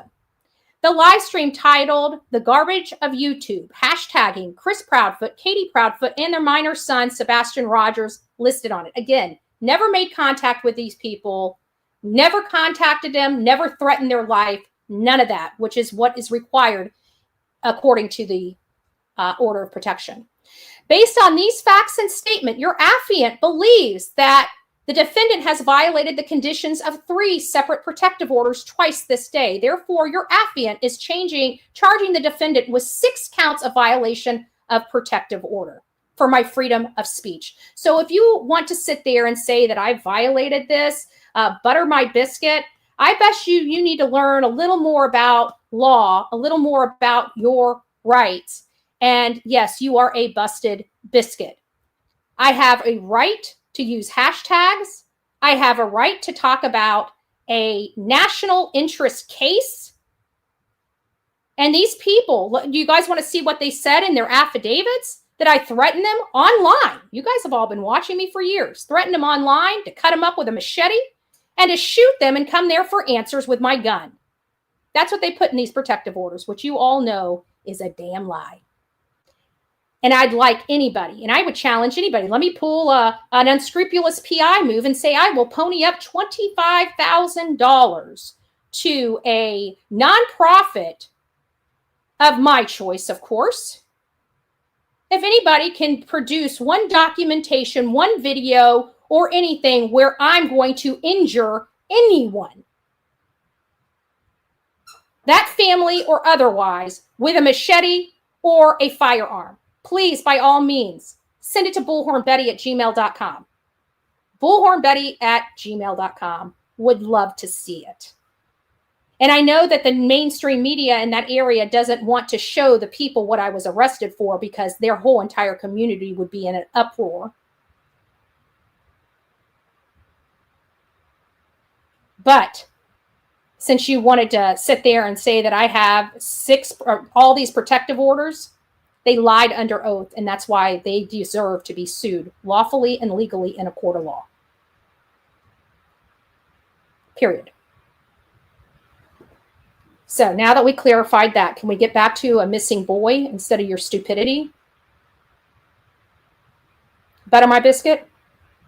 Now that I shoved that piece of paper slap down your throat, hopefully you poop it out for the next week. Just seeing. Just seeing. Yeah. Don't worry, honey.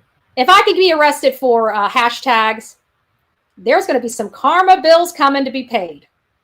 Okay? There's going to be some karma bills coming to be paid. For all of my Christian folks, if you guys would like to turn your volume down, now would be a great time to do so. Let me tell y'all something. You ain't got to ever worry about getting nobody back for some shit they done did to you. Because quiet as it's kept, everybody working get paid. Let me break that down so you understand what I mean.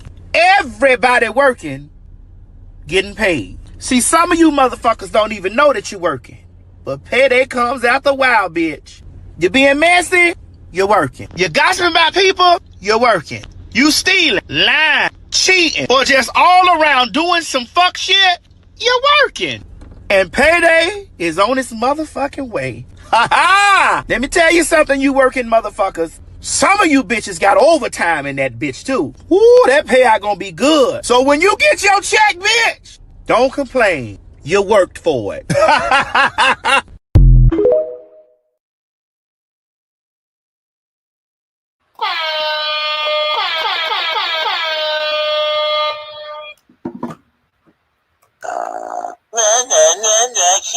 Shut up. Just saying. Okay, now that we're done playing, let's get back to our show at hand, shall we? So we have a 15-year-old child that has disappeared on February 26th from inside a home with his mother, and only his mother.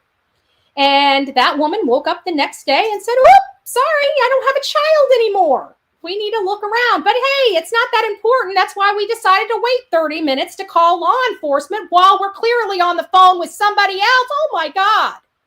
Let me guess, that phone call probably lasted 18, 19 minutes. Why do I say that? Why do I say that? Because we know the yahoos called Seth before they even called law enforcement. Called Seth saying, "Please don't be mad," before they even called law enforcement. So who were they on the phone with the 20 minutes before they decided to call Seth and then decide to hang up and wait another 13 minutes to call law enforcement? Right? Let's look at the facts.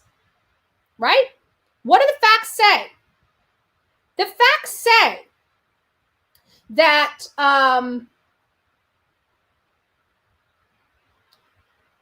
well, we only have one fact, and that's a call to law enforcement at 6:33 and a text message and a call to Seth at 6:20. That's the only facts we have, right?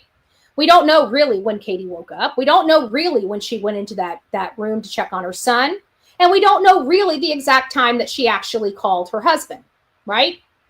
We're taking her word for it that she woke up at 6 a.m.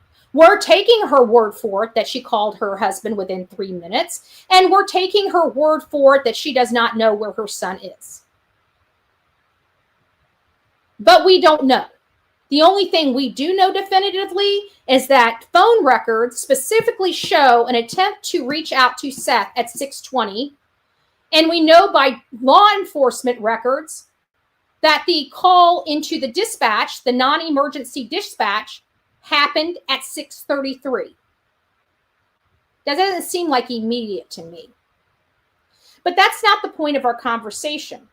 The point of our conversation here today is if the stepfather is telling his people that he elicited for help in public, in the public eye, to stop the bashing,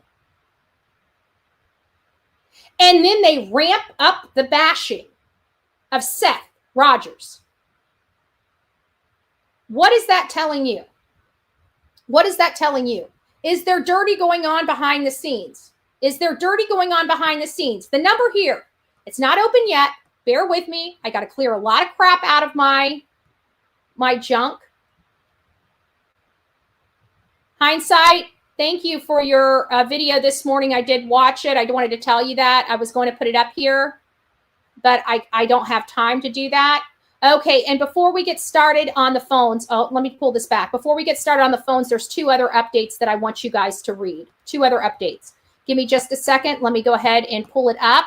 We're going to read these together, and then we'll open up the phone lines. But the conversation is, what does it mean to you when we have a stepfather publicly telling the people he has brought into the case to stop bashing, and they ramp up bashing?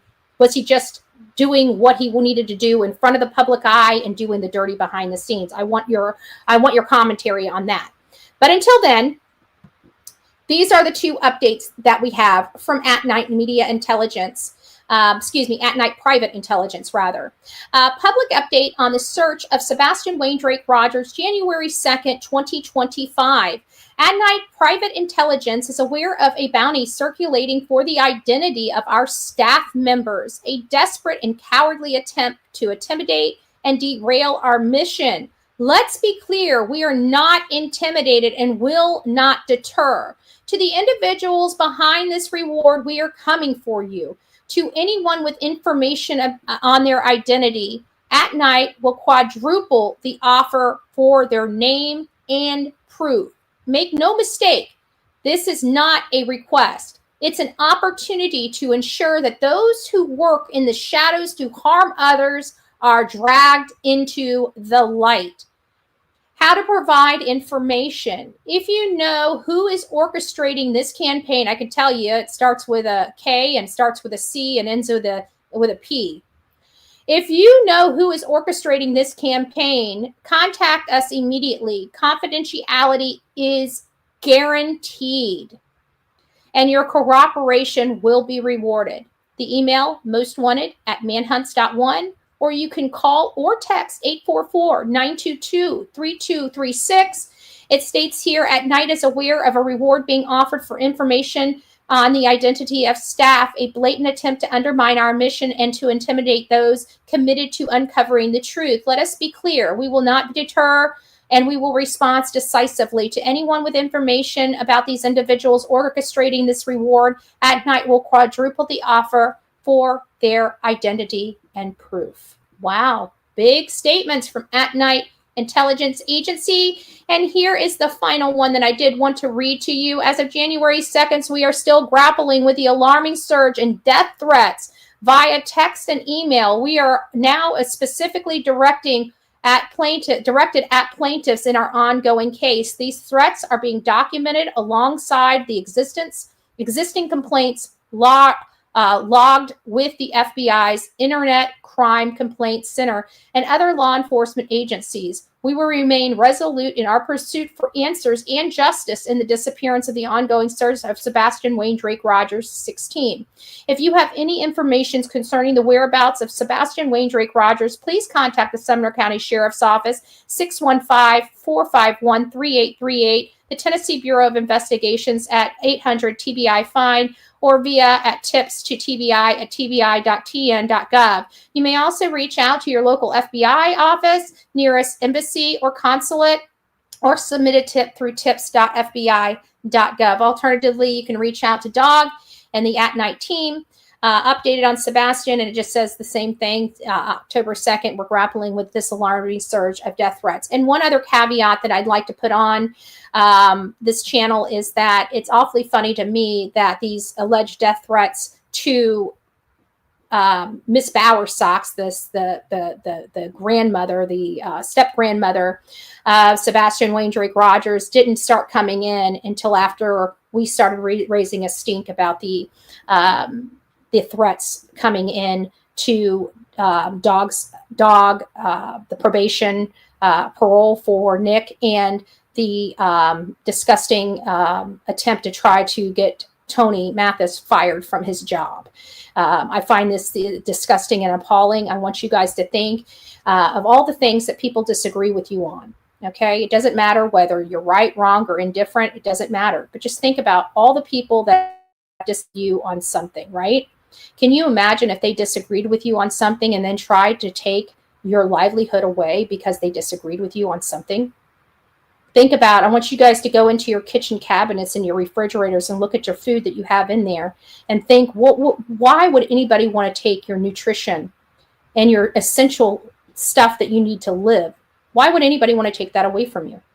These people try to do that to anybody and everybody that comes in here. And every time you trace it back, it's coming from these felon channels that work for these yahoos, the mom and stepfather. Everyone can be sourced back to those two. All these problems can be sourced back to those two. Every last one of them, even the ones to the step grandma.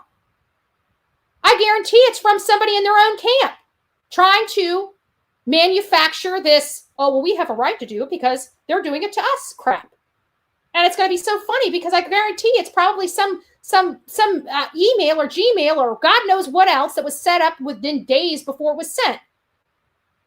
The only person I know does that, which I know he's trained a lot of people since then on, is JLR. And if other people are doing it, it's because they got it from him. I had never seen anybody do that before until JLR. Just saying. And if you don't believe me, go back a couple years.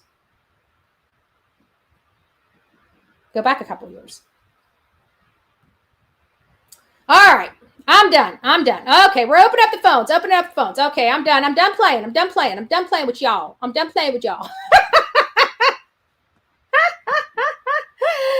Oh, good gracious. Okay, y'all. Doesn't look like I lost my my sound, so it looks like we're doing good when I convert it over to the phones. The phones are officially up. 724-252-8070. If you guys would like to call in and be heard, I would really like to see what your thoughts are on whether we're being deceived. You know, CP is saying one thing in the public and doing another thing behind the scenes, which sounds like what ET was complaining about through that entire live. Now, I know he's backtracked a little bit because he's gotten heat, and he probably is another one of those men that doesn't have a backbone, but we'll see in time. This is Betty. Who's this and where are you calling from? Betty, this is your favorite person in Denver. Shirley, it's nice to see you. Yes. Hear you. What do you have You to know say what you guys keep calling now, stinky foots and all that. It's Mr. and Mrs. Numbnuts and Mr. and Mrs. Dingledorf. There you go. All right. So what do you got to say? What are you going to fill us in on? You know what? I know Seth is in the chat, and I know Tony's in there, and I pray that they go get a lawyer and start seeking lawsuits and sue whoever put his personal information out there. Well, that was totally wrong and disgusting. We know who did it. We know what, and you know what? They can all be sourced back to people that were elicited by help from the mom and stepfather. Every last one of these people. We know where it's coming from because they work for the mom. My heart is hurting. This child should be home with his father. And Mr. Numbnuts, he needs to quit all his BS because he's about ready to make me come to Tennessee and show him what a true woman is. We don't believe in violence on this channel. Oh no, it won't be violence, but I will bring him down to his knees and he will be crying home to Mrs. Dingledorf. Just to let you know, this is satire.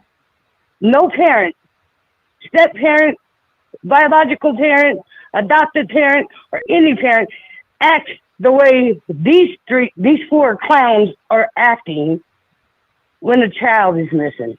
Well, the good news is that when you do a record request, you're required to put your name, your address, your phone number, your information, your contact details, and those can be also requested as well. So it would be my suggestion that the PI in Tennessee pull who the requesters of that information is as a FOIA request and get the names and go after them. Well, I don't even think he needs to have his license as a PI. Well, this is the thing. Here in Florida, there are certain confidentiality things that are required here. You cannot give locations of law enforcement officers. And if somebody from his department released his social security number and his driver's license that discloses his address of a sheriff, I'm pretty sure Tennessee has a similar law where that is to be confidential. And I would have a big problem if I was Seth and my sheriff's department disclosed my driver's license, and whether it was redacted or not, if it showed my address on it, that is, in my opinion, a direct threat to his safety. It is. And I have a sister and a brother-in-law and a niece that works for a prison. They're not going to give out that information of addresses. You wouldn't get their work schedule. You need a court. They're not going to do that. So there's only a few people that would have that information on stuff. And one of them being the moms. Yeah. The other one would be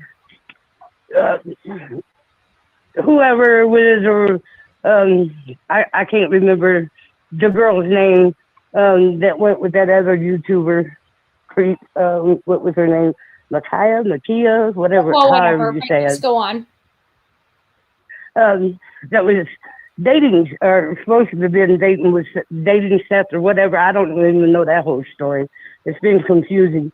But somebody went in there, because if that came, that post of his ID and social security number came from the sheriff's department, it would have had Davis County Sheriff.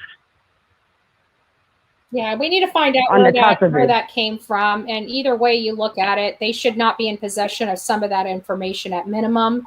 And now they're tattering it all over, showing a father's home address. I mean, what's the only purpose of doing that is to incite your audience to attack.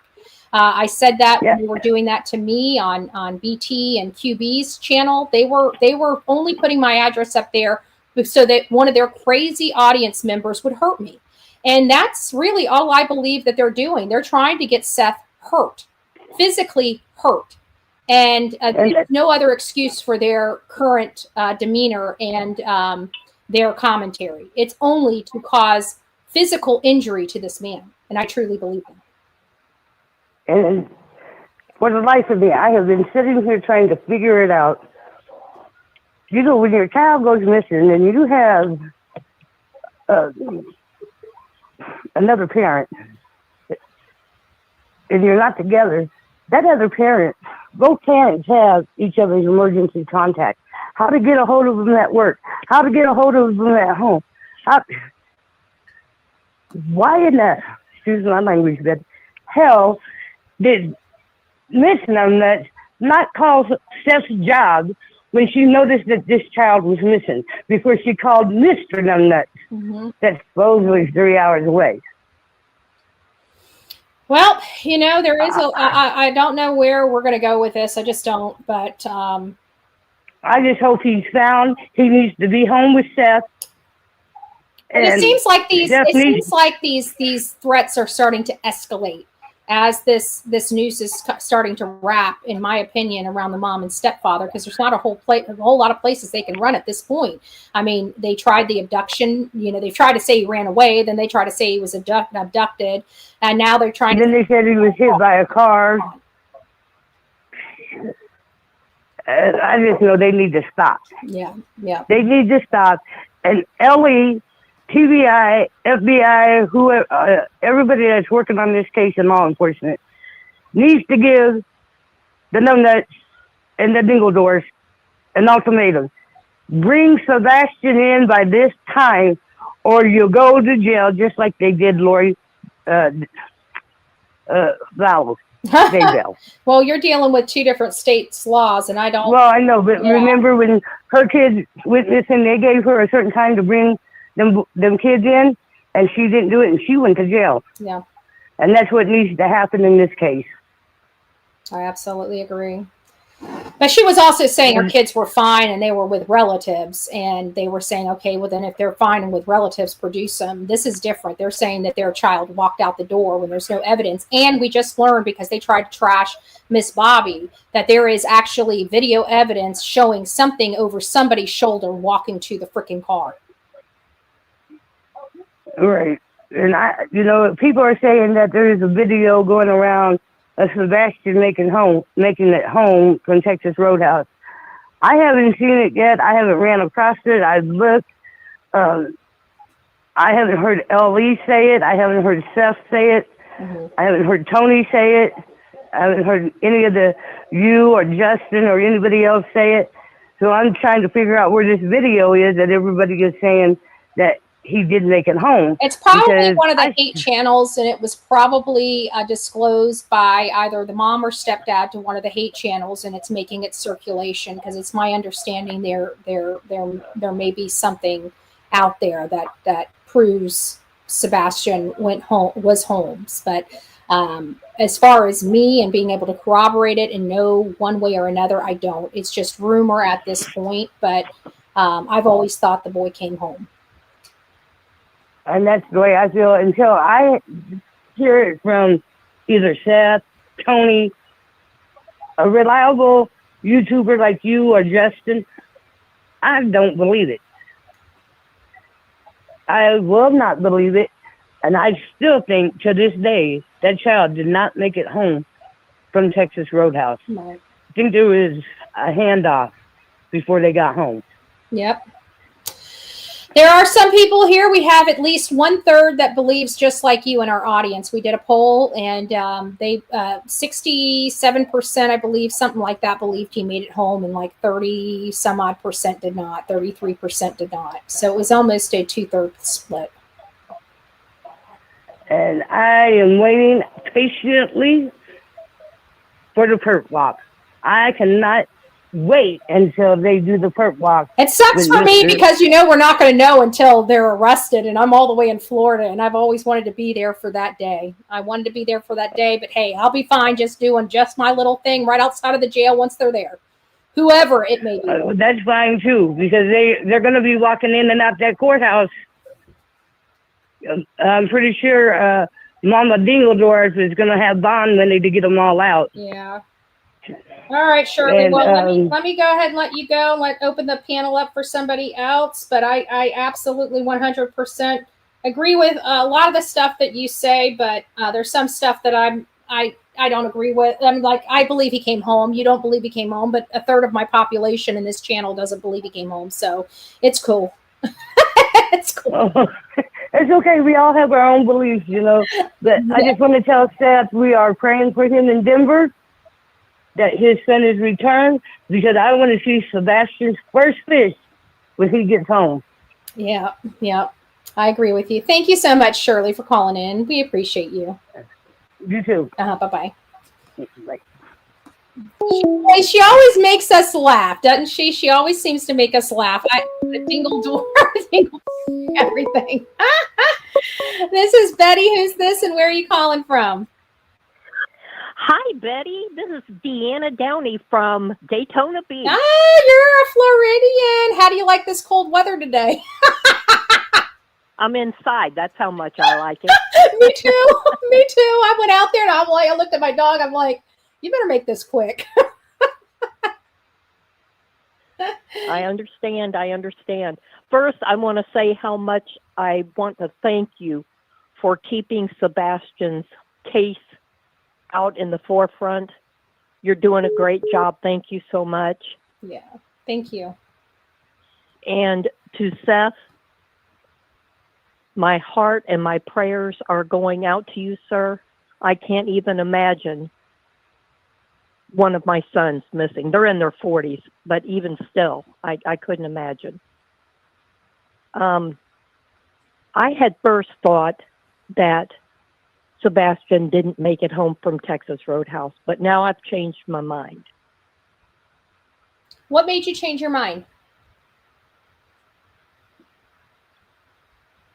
Well, when you just said a few minutes ago that someone was seen with something over their shoulder, I think that's what changed my mind. Mm-hmm. I thought at first maybe the 3 a.m. flashlights video was, bringing his Texas Roadhouse clothes back to the house. Mm-hmm. And switching out its clothes, you know what I mean? Yeah. But now I think he did make it home, and I think chloroform. She could have just, knocked him out so that she could carry him out, because I can't imagine him being thrown over somebody's shoulder and going willingly like that. Mm-hmm. And even Seth said himself that he couldn't imagine Sebastian getting into a car with someone he didn't know. Yeah, I agree. And not only that, but he was the one that explained to us that his son ain't leaving the house without shoes on too. Like he was adamant. Out the gate, he was adamant. My son is not leaving without his shoes. And he had a specific reference to why his son has always put on his shoes. A very specific event that happened that changed the behavior of his son into the future. And so I don't know. His dad knows, and I trust his dad. I do too. Mm-hmm. I do too. Well, I appreciate you taking my call. I'm so excited. I've wanted to talk to you for so long. I do go over to Daytona. It's been a little while, so you're going to have to catch me next time I'm in Daytona. Reach out to me at my Gmail to remind me. Maybe we'll go grab a cup of coffee or a lunch or something, my treat. Sounds great. I'd love to meet you. Yes, I love meeting people. You have a wonderful day. God bless each and every one of you. God bless you, your family, and thank you for taking an interest in the Sebastian Rogers case.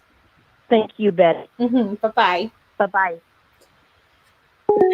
Okay, we're just going to take just a few minutes. I haven't touched my gifts yet, the fans.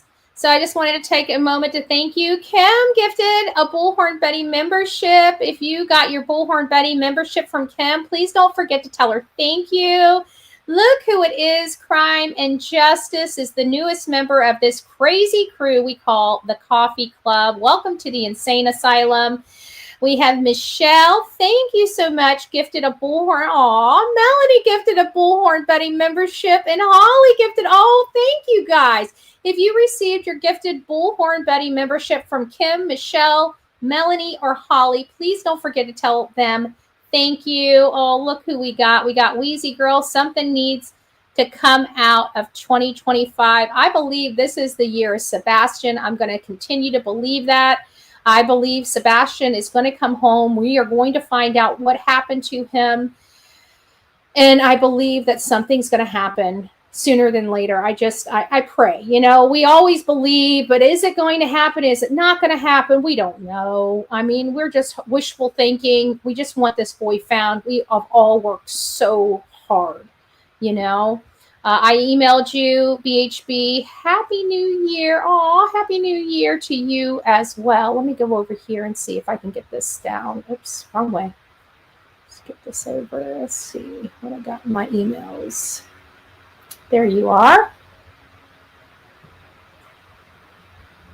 Oh, I love it. Thank you. You are a rock star. God bless you. God bless you, Ginger. Love it. Love it. All right.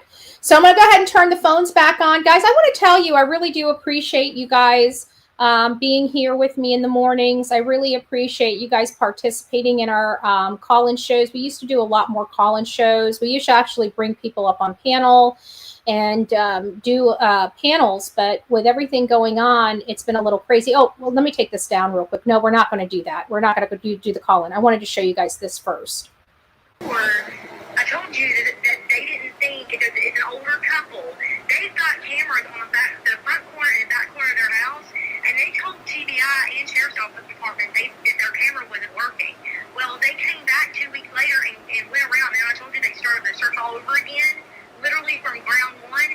They knocked on their door and asked them, do you guys have cameras? And they said yes, but they're not working. And the guy looked at them and said, that's okay, can we see it anyway? And sure enough, their cameras actually were working, and there is a black blob with something thrown over the person's shoulders. Thrown over the person's shoulders, according to the this video that we didn't know about. This may be why one of the neighbors are being harassed. They want their hands on that video. They want to see what is disclosed in that video. This is one of the reasons. These are things that they were using to trash and bash Miss Bobby, and probably thought if they put out there how she was trashing me, that I would change my perspective on it. There's a difference between me and everybody else called integrity. And at the end of the day, somebody cannot like me, and I can still do the right thing because it's the right thing to do. And no, I do not believe this lady needs to be accused of unaliving Sebastian when she didn't even barely know who he was. Donald Duck is about to be inaugurated. You're killing me, Cheeky Chops. Good morning, Cheeky Chops. It's nice to see you up in the chat. I hope you're doing well today. Happy New Year's. Happy New Year's, Cheeky. Happy New Year's. Okay, so now the phones are officially opened back up for you guys. So let me hit the button. Okay, they're officially back open. I just wanted you guys to hear that.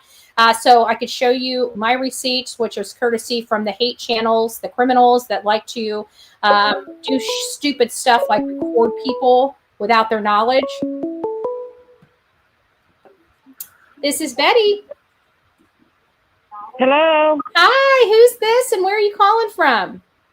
Hey, Betty. This is Betty Harris out of South Texas. Oh, it's nice to hear from you. What do you think about all this craziness? I think they need to stop all the craziness and get the truth out there on that kid. They need to find him.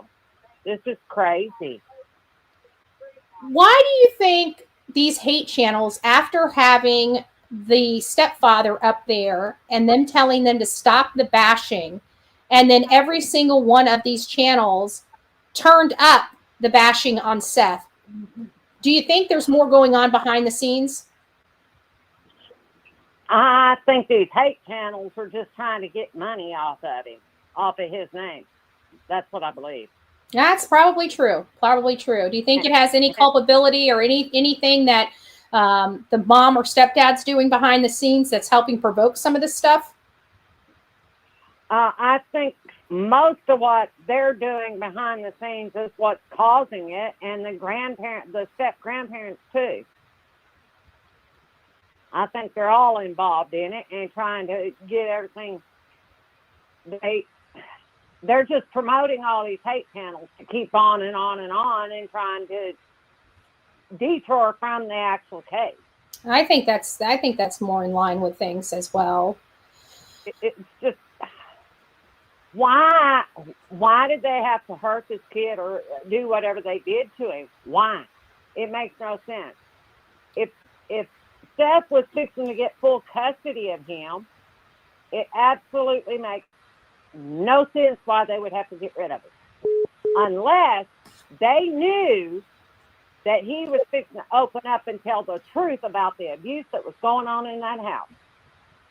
That's the only thing I can think of, that they were afraid of the truth coming out, and they knew good and well if they found out the truth about Sebastian, then Faith would never go back to that house.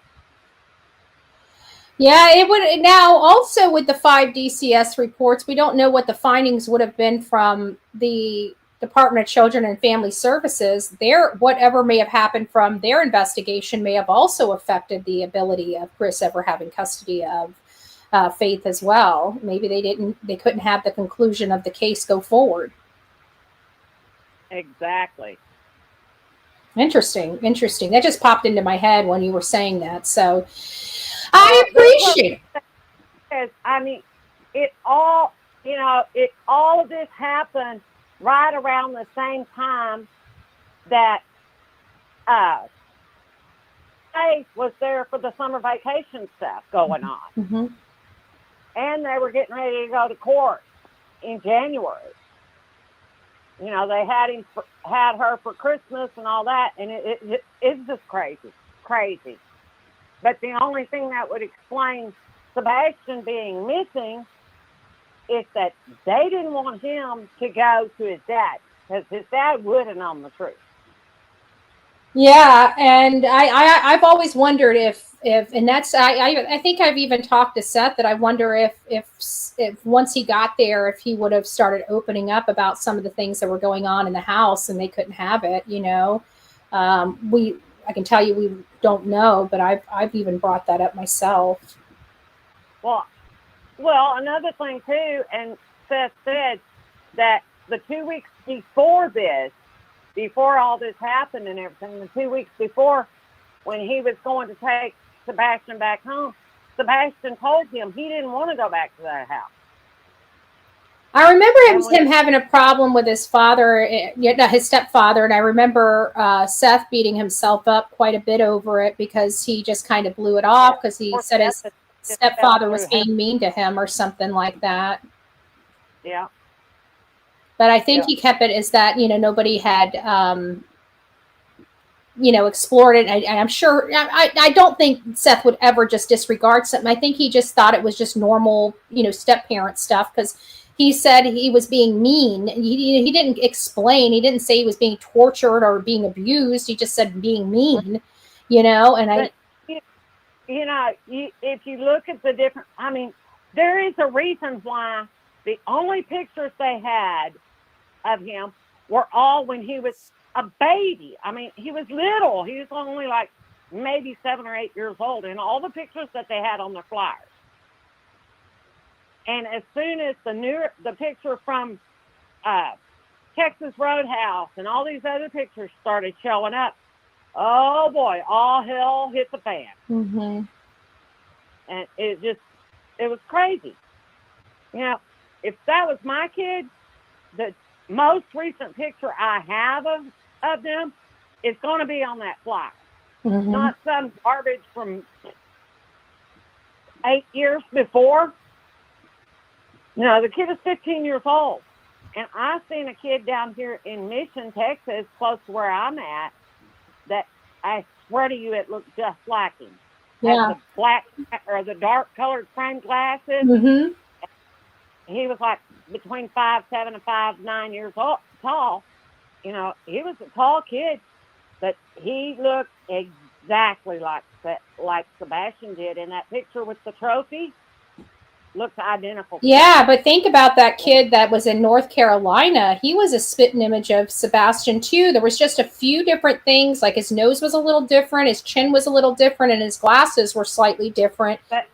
But boy, what a spitting image. Look at that picture of the one in South Carolina or North Carolina, wherever it was, in the Carolinas. That picture of him at that park, or of that kid at that park, Mm-hmm. if you look, and then you look at a picture where he's looking down, they're spitting image. There's no difference in those pictures. I'm like Seth. I still believe that's him. Yeah, well, law enforcement did go out and find the lady. Like, they tracked the lady down and they tracked her son down, and it was not Sebastian. And I know that, I remember that like the back of my hand. This is not one that didn't go without them. Like, the people came forward and everything. The lady produced photos of her son from years prior to up to the date, and he even looked like Sebastian younger as well. Wow. Yeah, it was definitely not Sebastian. Find him. I just, please God, let them find him. Because Amen.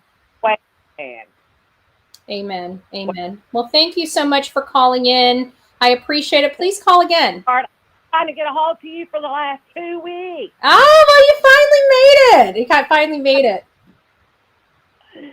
Thank you, sweetheart. You have a great day. You too. Happy New Year. Thank you. Bye-bye. Let's check our time. I think we got time for a few more. Yes, we do have time for a few more. I'm turning the phones back on. You guys know the number. The number, 724-252-8070. This is Betty. Who's this and where are you calling from? Hi, Betty. This is Feisty Mama in chat. Aw, Feisty Mama. It's nice to finally hear your voice. How are you doing today? I am doing good. How are you doing? I'm doing well. I'm doing well. So what say you related to the Sebastian Rogers case and all of this chaos? It's this case has really bothered me. I mean, so another case that really bothered me was the one with Haley, the Anthony case, and the Powell case. But this one bothers me just as much, or if not more, because just because of the mother, you know, her behavior is not normal at all. Mm-hmm. Now, the deceptive detective brought up the fact that he thinks maybe there is, you know, I've always been told that a lot of these traits from son to son, you know, from like sons and stuff come from their father. But the deceptive detective thought that it's possible that maybe some of the behavior issues are because Katie might have some, you know, might be on the spectrum some. Do you believe that? I don't know, because I have a niece that is on the lower spectrum, and she doesn't talk to anybody but her parents. Mm-hmm. And neither one, my brother or his wife, are not even on the spectrum. I mean, I could be wrong, but it's a possibility. But still, I mean, my son was kidnapped from his own dad. This was like 10 years ago. So you had a custody, It was a custody thing, and we had a Christmas set up where he had him for the week, and he was to be brought to my doorstep. And so I live on an island, and so you have to take a ferry to get to my house. Mm-hmm. And so he gets down to the ferry, and I didn't drive at the time. I didn't have a car. And he calls me and says, you need to come down and get your son, or get Matt. And I said, no. I said, we have an agreement that you're going to bring him to my door. You know, I have no way to get down there to pick him up. You're supposed to bring him home. So he decides, no, I'm not bringing him home. And he just told me flat out he's not bringing him home. And I said, excuse me? And I was a mess. I mean, I was pregnant with my second son. And my friend, she's like, no, we're going to go get your boy the next day, right? So I get over there and I go get my son. Like, you're not keeping my son. Well, long story short, you know, he sicked his dog on me right in front of my son. And we ended up going to court. And it turns out that this guy, my son's dad, had a criminal record I knew nothing about. It was sealed. My attorneys had to pay to unseal it.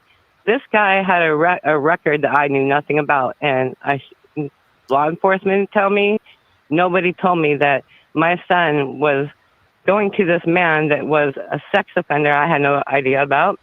He had just a criminal record assault 3 and all the stuff on his record I knew nothing about until this happened. But we ended up going to court and I won. I got full, complete custody of my son, and it was where he had to be supervised. We met in a place for him to see his son. And that was it until my son was old enough to decide what he wanted to do. But I was like, no, there's no way I was not going to go get my son. I would have done anything to get my son. The way Katie is acting, she's not doing anything a mother would do to get her son. That's just my opinion. Yeah, I agree. I agree 100%. Do you believe Sebastian made it home, or are you one that believes that he did not make it home that night? Okay, I'm part on that because I don't think he did. The reason why I don't think he did was because there's nothing in the home that says that the show's foul play that we know of. Like, I don't know. Part of me thinks that he didn't make it home, but other part of me thinks he did because of the light videos. Yeah, I agree. I'm really kind of favoring he made it home and something happened after he got home because it just makes sense. I feel like if there was any type of commotion outside of the home, it would have been noticed by somebody, because it's a smaller community. I'm applying a lot of different theories as to why I think he made it home, but the shoes and the lights are my predominant, reasons. That the secondary reasons is the timing it took him to get from the Texas Roadhouse to home. It doesn't really leave a whole lot of time to do a whole bunch, and then of course this new revelation of something being thrown over somebody's shoulder. It just really it's kind of taking shape, and it's not taking a good shape, and it's very heartbreaking, and I'm hoping none of this is true and that this is just rumor. But it's rumors that are kind of taking hold, so we need to talk about them. It's really sad because of how long he's been missing too, and it's just like I check every day to see if they found something. I read all the updates from you and Nick the Hat, and I just feel so bad. It's hard watching interviews with Seth because it makes me cry. It's so heartbreaking to see him go through this because I know that he's the only one that I see even doing anything that wants the son home. And he cries, in his interviews, and it's just so hard. What breaks my heart is when we're all together and he can still smile. Like we can, get a smile out of him or make him chuckle for something, because how hard it is to make him do that. And just for that little minute, that little moment, that little second that he cracks a smile or is able to find a laugh or something, that's what breaks my heart, because those are the things that are that don't happen. They're few and far between. And it's sad because I see such strength in Seth, and I really don't think Seth even knows how strong he is, but all of us. He's so strong. He is. He is very strong, and I think a lot of the part of the reason he's so strong, he's strong anyways, but he's got you, he's got Tony, he's got Justin. He's got other people that are not in the spotlight at all. I would love to say a bunch of people's name, from Michelle to Karen to, there's just a lot of people that are behind the scenes. Jen, Cajun, a lot of people that are in that area that just wrap him with love and keep him, going. I'm a shitty communicator, period. And I still try to keep in contact, but it's the other people that call him every day. It's Shalon that calls him every day, that prays over him, that, just does wonderful things. It's people that you guys don't even know about that are there behind the scenes as well. And I don't want them not getting the credit that they need. They don't want the credit, but they still deserve to have, some goodness shined on them, because without them, I don't know where Seth would be. No, exactly. And just like, I was one of the lucky ones that knew where my son was, Mm-hmm. And I was able to get him back. But I know how it feels when you feel like you've lost your child. I didn't lose my child that way, thank God. He was found. I knew where he was, but the not knowing, and it's so hard. I don't know how anyone could just go on their day-to-day thing, doing all their things every day, not knowing where your child is, Yeah, and then take be so hard to be at work, with people trying to trash your name and your reputation because you just want to bring your son home. Why don't you add that? Distractions. It's all it is. Disgusting. It's disgusting. These people, what they're doing, I hope every last one of them eventually are sued for intentional infliction of emotional distress, and I hope they have to pay out the nose for what they've done to Seth. And I hope that you know, yeah, I agree. Because I'm I telling hope you, that we've he got it sues these other. captured. We've got it captured. We're all witnesses to it. We're all witnesses, firsthand Yeah. witnesses. And I hope too, you know, with like you said, they get slapped with lawsuits. And I hope these channels that are doing all this stuff, I hope that their channels are taken down. They're not going because to be taken down without a court order. I can this tell is you, ridiculous. I know YouTube well enough to know that they're not going to be taken down with court orders. And that's, again, what the federal suit, they have a right to just stop, and just do So what we do, wrong. stay in our own lane. Don't try to go real life, just talk. And if you want to trash on your own channel, but sending people out to peddle all this stuff and ruin a man. Not only that, but they're putting Seth's life in danger. They're They putting are, and Seth's life in danger. They are, and every time I come across, because sometimes a channel will come across, and as soon as they start opening their mouth, I will hit that. I'm not interested. Do not show me this channel again, because I can't follow that stuff. I've already unfollowed a lot of pages because of this stuff, and I just can't do it. Yeah. You can't be sticking up for and slamming an innocent father that's going through so much because his son's missing. And I don't understand how these people can sleep at night doing what they're doing to people. Because they don't care. Especially innocent victims, because it's just so wrong. Well, I just want to put this in perspective. A lot of these women on these channels have had their own kids taken from them. A lot of these women on these hate channels are either don't have their children, have had their children taken away from them, have had one or two of them given back to them. These people are not good parents themselves. So, they gravitate to the not so good parent because it makes them feel better about their own parenting, in my opinion. But these people don't care about these kids. They care about profit. And it's just these also too, Betty, is these child protective services. I mean, they are the ones letting these kids down on top of it. Yeah, but they have no place in Tennessee. They've got no place for these kids to go. We just found that out. We couldn't understand why are all these kids being seen by CPS, but they're not being removed from home, and then until they disappear, and then it's like, oh, well, what happened over here? We don't know anything. Nothing to see over here, guys. We got it all wrong. You can't talk about it, or you're going to jail. Type of stuff. But we found out like just a few months ago that there's no places for them to. They can't remove kids from homes. There's no places to send them unless they send them out the state. Oh my gosh. They got no facilities there for them in Tennessee. They got no real good system for these children that are in these horrible homes. They've got a lot of work ahead of them. Right now, they're not doing very well as a state, with children, from my opinion. Oh man. So we've got a lot. We've got a lot to deal with in Tennessee. That's for sure. But Feisty Mama, thank you so much for calling in. Any final words about the case? Anything that you'd like to say to Sebastian? Anything you'd like to say to Seth, Tony?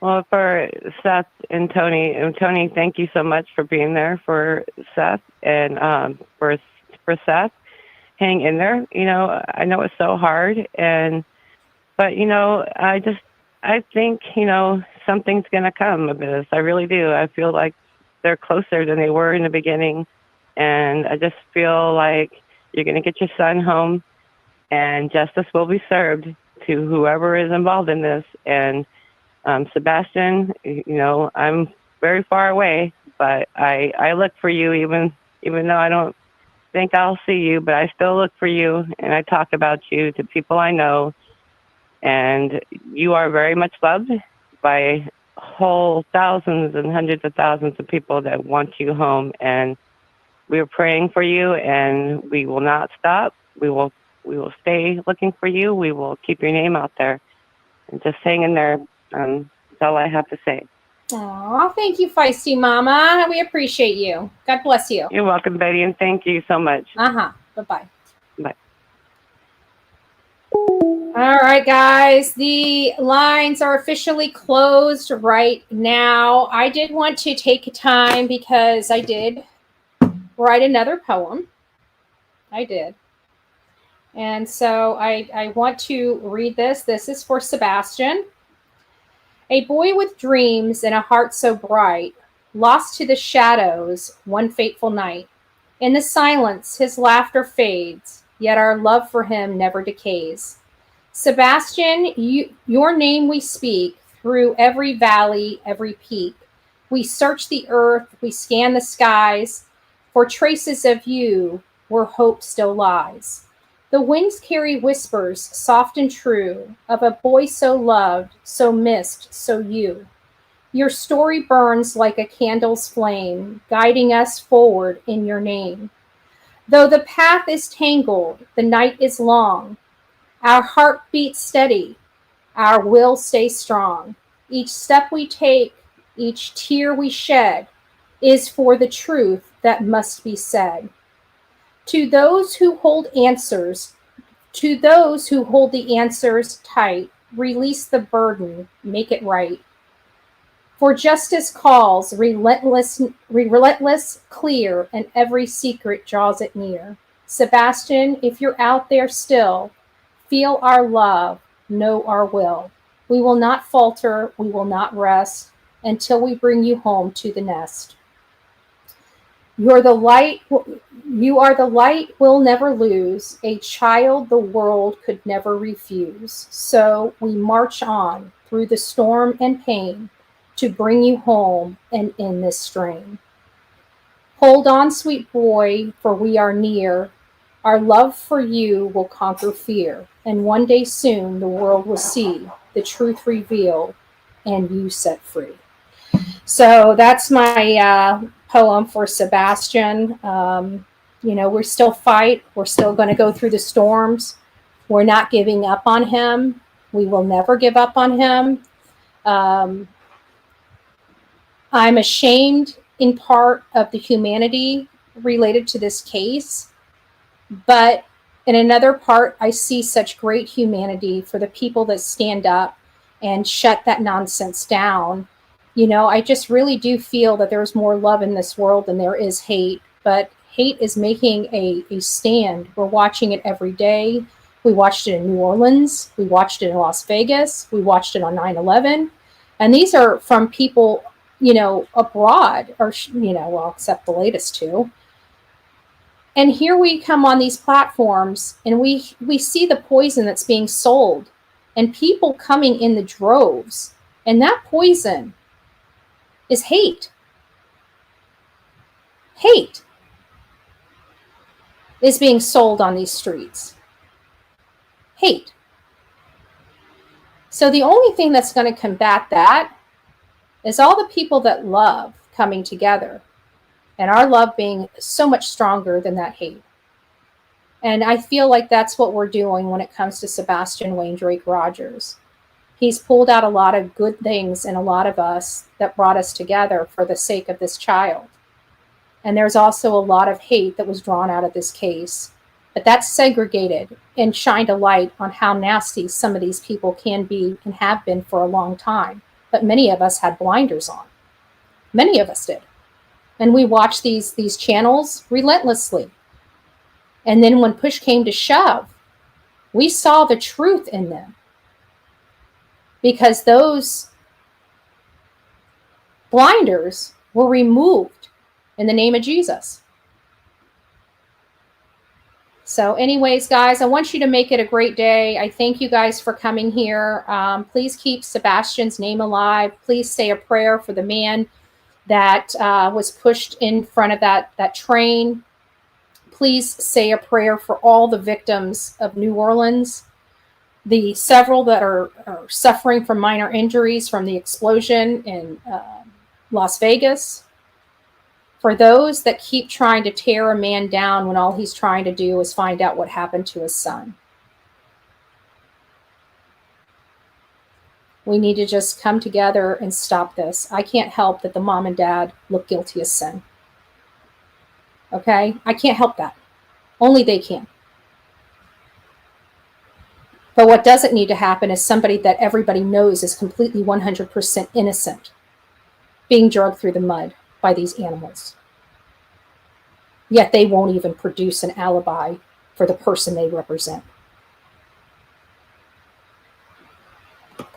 Hell,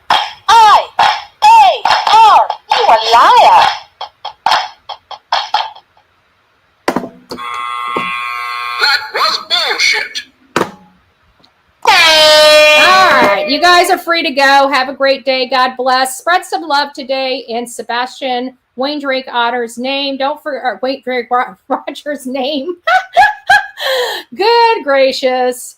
Anyways, guys, have a great day. I love each and every one of you. God bless. Let me make sure I didn't miss anybody that super chatted or something. Oh, I did. I missed a few. I missed a few of you. Thank you so much, Deanna. You were in the phone. It's nice. Oh, you're so sweet. You're welcome. Sheila says, Betty, thank you for all you do. Oh, look at this. Bobby, thank you. Oh, thank you, Brenda. It's nice to see you. I appreciate it. And Brenda says, Sebastian strong in 2025. Prayers. LE brings him home. Amen to that. Thank you all for being here. God bless you. And we will see you either later this afternoon or tomorrow morning. We'll see how I feel. We'll see. That's all I can say is we'll see. Bye. From the East Coast to the West Coast, we are everywhere true crime is. We are asking for the public's help. We are searching in the woods. We are doing what it takes here on the Bullhorn Betty channels to find answers to the most alarming cases we have been watching on the news. I can tell you personally that I have traveled this entire country seeking these answers and bringing that content right here to you here on the Bullhorn Betty channels and Bullhorn Betty Crime Stories. We are happy with the work that we've done. We've brought many answers to the public, and we have defied mainstream media in our pursuit of the truth in these cases. We will continue to work, we will continue to fight for these victims, and we will continue to tell their stories here on my channels. Welcome to the Bullhorn Betty brand of channels and the Coffee Club. Thank you for your love, thank you for your support, and more importantly, thank you for allowing me to bring these victims' stories to each and every one of you, advocating for each of these victims. God bless you, God bless America, and more importantly, God bless our victims.